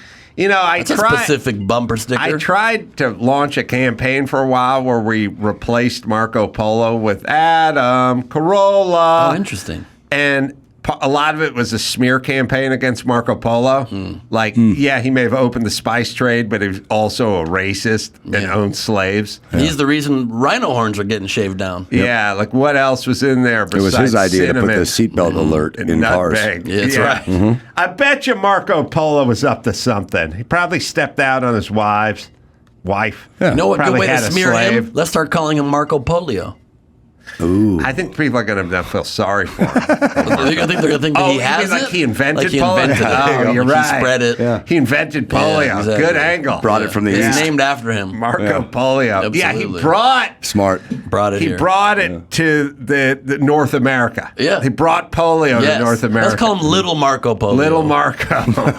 Little Marco Polio. Yeah, all right? that's good. And then we got to replace it with Adam Carolla. Yep. Right. That's great because you want when people are blindly grabbing at people in environments of wearing like very little clothing by a pool, you want them thinking about you. I like the fish out of water call too. Oh, that's a great call. That's a good call. It's a bold call. What happens if you call that and you're wrong? Do you like die? There's supposed to be some kind of punishment, but Yeah, no. there's a It's punishment. unclear because it's Yeah. not Do you enforced. lose the game? It's not enforceable. Yeah, it's not enforceable really. The guy's still it. Yeah. All Also, right. you know what's very unpleasant is being anybody in the pool who's not involved in the Marco Polo game. Yeah, I'm sorry, it's the Adam annoying. Carolla game. You just get Yeah. swiped by children that are aggressively trying to reach people. And then there's the passive aggressive guy who spends a lot of time underwater, so he can't reply, which is that's a True, cop-out. that's a strong point. All right, Dawson. Sorry, what else? Oh, let's do this one from Philadelphia. The headline is Dollar Tree ejaculation suspect identified surrenders to cops. You heard about this, right? The Philly man accused of masturbating on a woman's leg inside a Dollar Tree store has surrendered. After cops, even rapper Meek Mill launched a manhunt for him. When Meek Mill sets his sights on you, you're not going to be a free man for long. No, He it's drew the line. dangerous. There are some things you can do in Meek Mill's world, but finish on a woman's leg inside of a Dollar in a Tree. Dollar Tree. Out. I mean, I know you don't expect a classy clientele in a Dollar Tree, but that's low. He is the Black Dog, the bounty hunter, but he does it with a W. He's That's wearing- how you know. He's wearing a shirt that says it's not going to lick itself. Wow. The guy did the masturbation? Yeah, apparently. Oh my God, he's a black guy. I thought that was Meek Mill. Well, okay, a couple things. This is not really the realm of the black man. Yeah. You think I don't want to public call masturbation is a white thing? I don't want to call it a white collar crime. It's more of a white shin. Right, it's type a white. situation. It's a white underwear. Yeah, crime. white sock kind of crime. Mhm, white sock crime. When there's crime, I like to picture the race. Sure. I was not picturing a brother. Yeah, me either. I pictured a weird white, skinny white dude. I agree with that. But also, It's not gonna ejaculating in the Dollar Tree is where Dollar Tree got its logo. That's what the tree sprouting is. Oh, that's where they It's got a, the. it's a trunk okay, and then an didn't know that. explosion.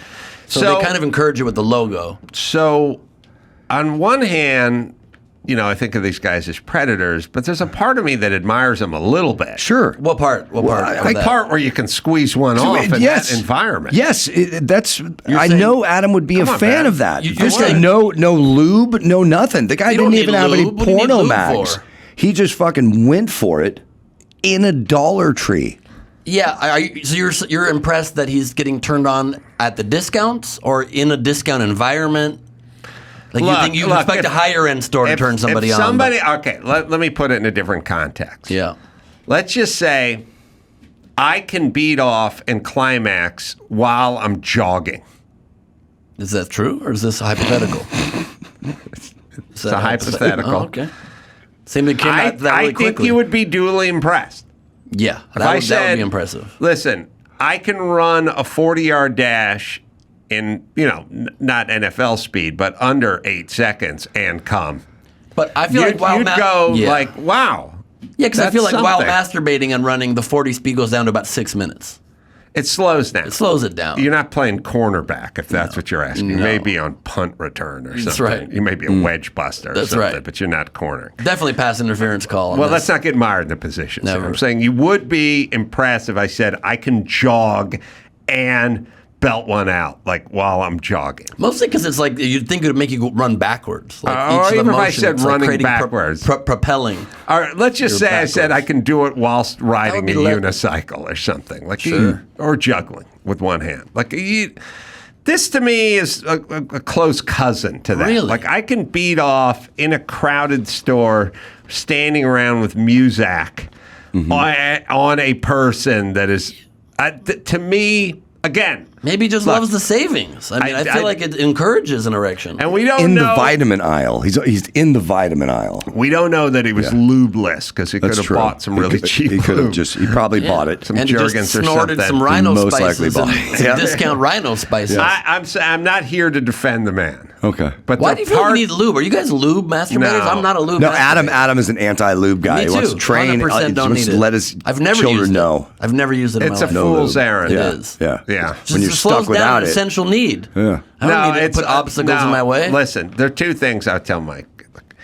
Don't get married to the Jergens. It's a fool's errand. Yeah. And I'd say the same thing about chapstick. Don't Oh, you'll do, yeah, you it'll be don't a need life. that. You'll have a Your lips become lifetime of addicted, yeah. where's my chap reaching, reach. You talk to 100%. people that they just are like, hold on, you're like you don't need it, dude. And you have just- shiny lips. If you're a man, it's a real problem. Yeah, you don't need. I don't even need lube because of your lips anymore. So Correct. you don't need it. Don't do it. Yeah. Because it's going to be a life. Yeah. And you're going to get burned. You're gonna be camping for a few days, and you're gonna be like, "Fuck! All I got is mosquito repellent." Yeah. And you're gonna go, "Well, it is kind of lubey." And next thing you know, your dick's on fire because you went for the Prel because you didn't pack your lube, and you're at a Kano Lodge. And then you don't even get the joy of being stung by mosquitoes on your lips. Right. Keeps them away. Yeah. So no, It's unfortunate. I love that all of your advice for your children is lubrication based. Well, no, it's less than 80% lube based. Okay, less than 80. We're about 79. Well, first We're back off, in the sevens again. It's not all about masturbation. No, lips. There's the oil, lips. there's engine oil, there's Yeah. synthetic oil, I there's didn't rear say end and sex diff lubrication. oil, there's transmission lubrication. I meant all lubrication. There's grease. Yeah. There's lithium grease Yeah. that goes into wheel bearings. There's It's not spray all- on Pam. Seems like it's really just car, sex, and occasionally cooking based. Occasionally cooking. It's those All right. three. Well, anyway, I'm not here to be judged, so let's continue. But I'm Anyway. glad that Meek Mill Yeah. put an ATV Also, on this softest guy. Guy name turned ever himself for a in. rapper. How do you call yourself a Meek? Meek means weak. How your name is Meek Mill? My name is Weak Factory. Like that's his name. Yeah, Meek Meek Mill? Textile Factory, or maybe it's a pepper mill. Yeah, it's All not right, a hard I name. think I'm gonna do. I think I can do worse Okay, in the rap department. sure. Common, Okay, you were going for real rapper names. Common's not a great name. not great. No. but Yeah, Meek it Mill says nothing impressive about what you do. No, you're a poet. Yeah, Common. Yeah. Yeah. Common's not good. Any of the ones with Lil, I feel like that's just Lil. an insult. Yeah. Lil Nas X, Also, Lil Dicky. Lil doesn't really. People go with Lil like when they're 17, but at some point you're gonna be 59. Yeah. and you're still going with Lil. Lil Dicky just got upset because somebody assumed online that it meant he had a little dick, and he was like, "This is just a term rappers use. Your name is Lil Dicky. You literally are calling yourself small dick." I used to, when K-Rock Radio, their whole thing was rock of the 80s for a long time. Yeah. And it was like, at some point we're going to get past the 80s and then you're going to have to fucking change your name. Like someone should have They named themselves the Rock of the 80s in like 82 and a half. That's a Like someone problem. had to know that we were going to get past this at some point. They were expecting society to take a turn. Yes. All right, sorry. What we got? Well, yeah, the guy, Lil Daw? the Gary A. Miles was the 35-year-old, and he's one of the charges that he's facing is indecent assault. I think we all know what indecent assault is now. But he squeezed one off. Onto a woman's leg. Like, And good his aim. initials are GAM, which means legs. I mean, it's like he was born Oh, to look do at that. those gams. Gary A. Miles. That's right. Oh, you're right. Never thought Interesting. about that. He carried 8 miles. Well, What the? By the way, when that woman returned home from the dollar store and her husband's like, how'd it go at the dollar store? Like, you're never going to believe. Baby, I have a wild imagination. What would they do? Short you change or something? No. Or were they out of tangerines? little worse. Worse? A little worse. Out of Tangelos? Let's just say there's one less bottle of Rhino Spice and one less bottle of lube, and I didn't buy them. Any clues, honey? Something with garbanzo beans? You're warmer. Huge black man squeezed one off on your thigh. Oh, I knew it. I knew it. My God, what Yeah. I hope she got. I hope she gets compensation. I hope he gets arrested. I hope she gets a free. Can I say shopping this? spree at the No, tree? the wet nap's got to be gratis, right? Like hope so. gratis. Yes. You. The wet nap's got to be on them, Yeah. right? You're not paying full freight for the wet naps after that brother beats off on your Jesus. shin, right? I'm also like, do you think he was like far away and then ran up for the final moment, or was he next to her and she's like, who's this guy? What's these sounds he's making? I think you gotta do the move where you got a little distance and then you make your move. You know what I mean? It's a kind of a move like, remember when they were forcing everyone to wear condoms in porn? I thought you were Yeah, gonna and then say they'd in the rip it Dollar off Tree. in the final. They do that move finale. like it was like Right. Jim Abbott would do with his with his glove. Yeah, it was motion. Switch it from the It looked the like hand to one the hand. clean motion, It but did. it took a lot of practice. That's kind of what they would do. All right, tell me who you respect more? In what realm? Well, no. Who do you appreciate physically more? Let's put Yeah. morality out of this. Sure. No morality in the conversation. Okay. The huge black man that was able to peel one off at the dollar store in that situation. Yep. Or the woman who was at the donut shop, I think it was Horton's, Canada, who got into a dispute with the guy behind the counter, whipped down the yoga pants, dropped the deuce in her hand, and fired it at the person behind the counter, all in one motion. By the way, that shit wouldn't fly at Leslie Jones's pool. That's what I'm thinking. I do miss Leslie Jones from SNL because they would do like a 6-minute sketch with Will Ferrell and got Molly Shannon or something, and they'd be going back and forth doing something. And at some point at the very end, Leslie Jones would walk out. She had one line and she would fuck it up. Immediately break character, laugh, fuck it up. She would immediately Yep. fuck up. She had one line. Well, yep. They're doing 6 minutes of dialogue without a hiccup or beat. She would come out and all she had to say is, "You guys shouldn't be parked here," and she would fuck that one line up, which was absolutely She's one of the insane. great comedians. One our of the time. greats. One of the top. What is the footage at a Horton? Was it a donut shop? It might have been a coffee shop. Might have been. Wow. Well, what's the difference between a coffee shop? Oh, you mean a diner? Like a Starbucks style. Oh, type that kind thing. of. Do we call those coffee shops? Coffee house. I call it a coffee shop. I don't know But if it's a coffee shop shop per is a se. counter. Yeah, and that's the, a whole and the restaurant. waitress. Oh, okay. No, I call those diners. Sorry. Oh, No, a interesting. coffee shop is a Starbucks. maybe she was at a coffee shop or a donut place. You could get donuts and coffee there, but we don't know where I've it was. never but heard of this video. You've never heard of this video? No, this is You wild. ready to come, bro? If you're Give me a into leg. If you like Ariana Grande licking a donut, just wait. Hortons, Tim Hortons. You'll hate Was this. it at Tim Hortons, or am I making that up? Yes. All right. Cool. Well, that's me. You've heard of Horton Here's a Who. This is Horton Gets a Deuce. It's a follow-up to Dr. It's at Seuss's famous book. Tim Hortons. I remember it was at a Tim Hortons. That's why I Sure. said donut shop. All right. So it's at a donut shop. She gets in a dispute. She drops her leggings and fires a deuce. We're not going to get to see it? I don't know what we were our about to plan see is. it. in I was terms of excited about seeing that. it Yeah. Goes. but Oh my God. She's already mad. She's Mad posture. She's arguing the person It's behind not even the a counter. full counter. It's like a round, like, checkout area. Kiosk-y almost. Kiosk, yeah. There's no real barrier. She's arguing and arguing and arguing. She's not getting her way, so she steps back and She also grabs has a something. sweatshirt around her. She's going to undo her Waist. sweatshirt. boy. Oh my God. Oh my God. Shit right here. Drops Well, the up to- drops the Oh. deuce, picks it up. Oh! She's got an arm. And got napkins. And then she got napkins throws and the wiped. napkins. And she's throwing the wiped napkins at him. Wow. Wow. Oh my God. Wow. Did you come, Ben? No, and I respect her more though. Oh, I do too. Definitely. More than the black More than man. the guy. Yeah. Yeah. She wins. She wins. I don't know. Creativity. Okay. Never seen Listen, I'm not bragging. it. Yeah.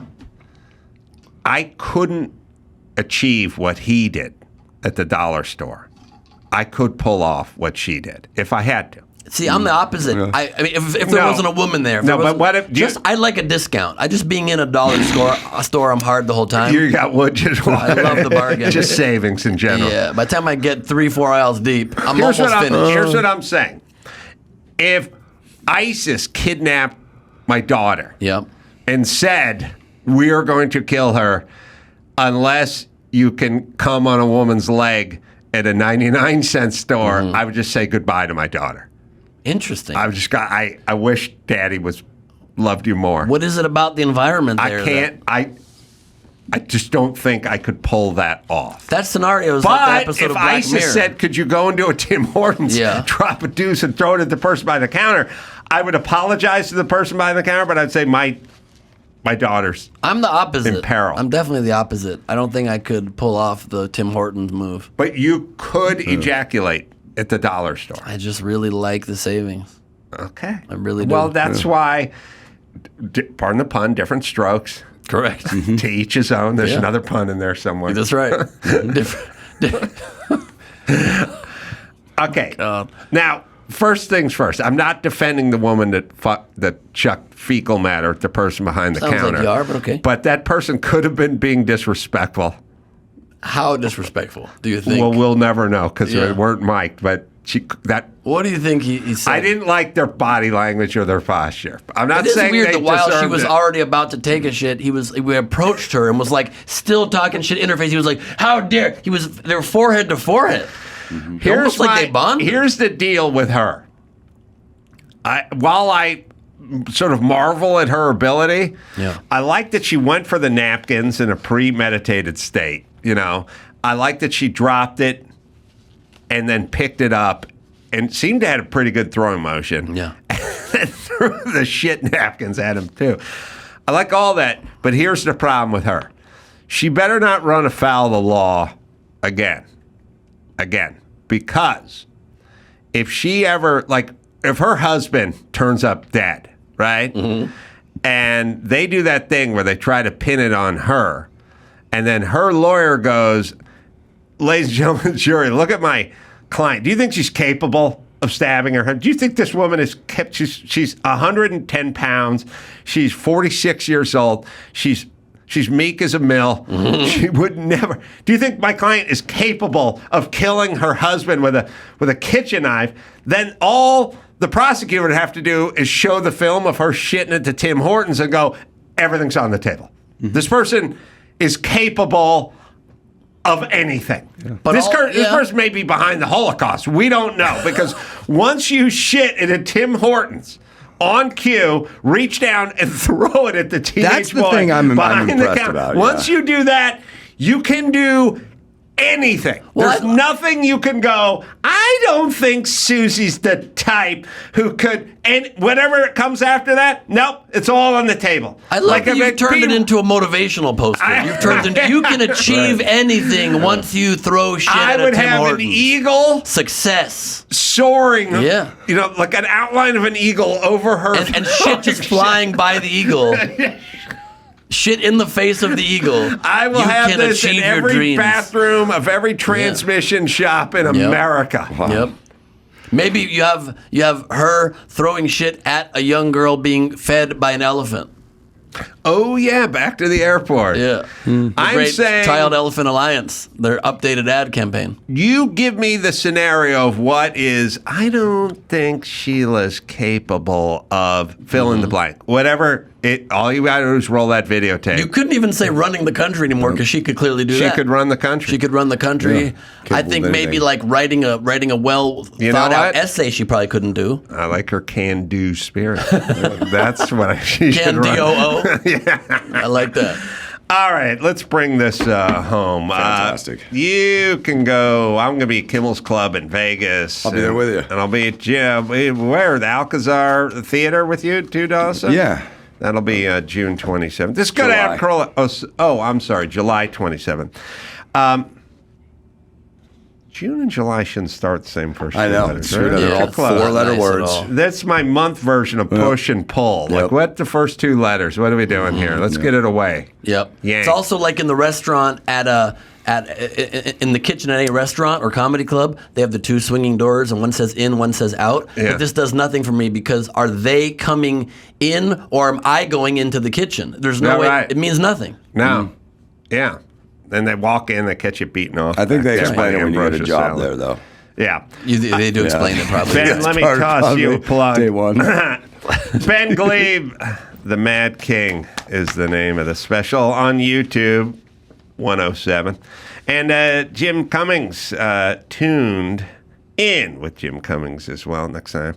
It's Adam for Ben and Jim and Dawson saying, Mahala.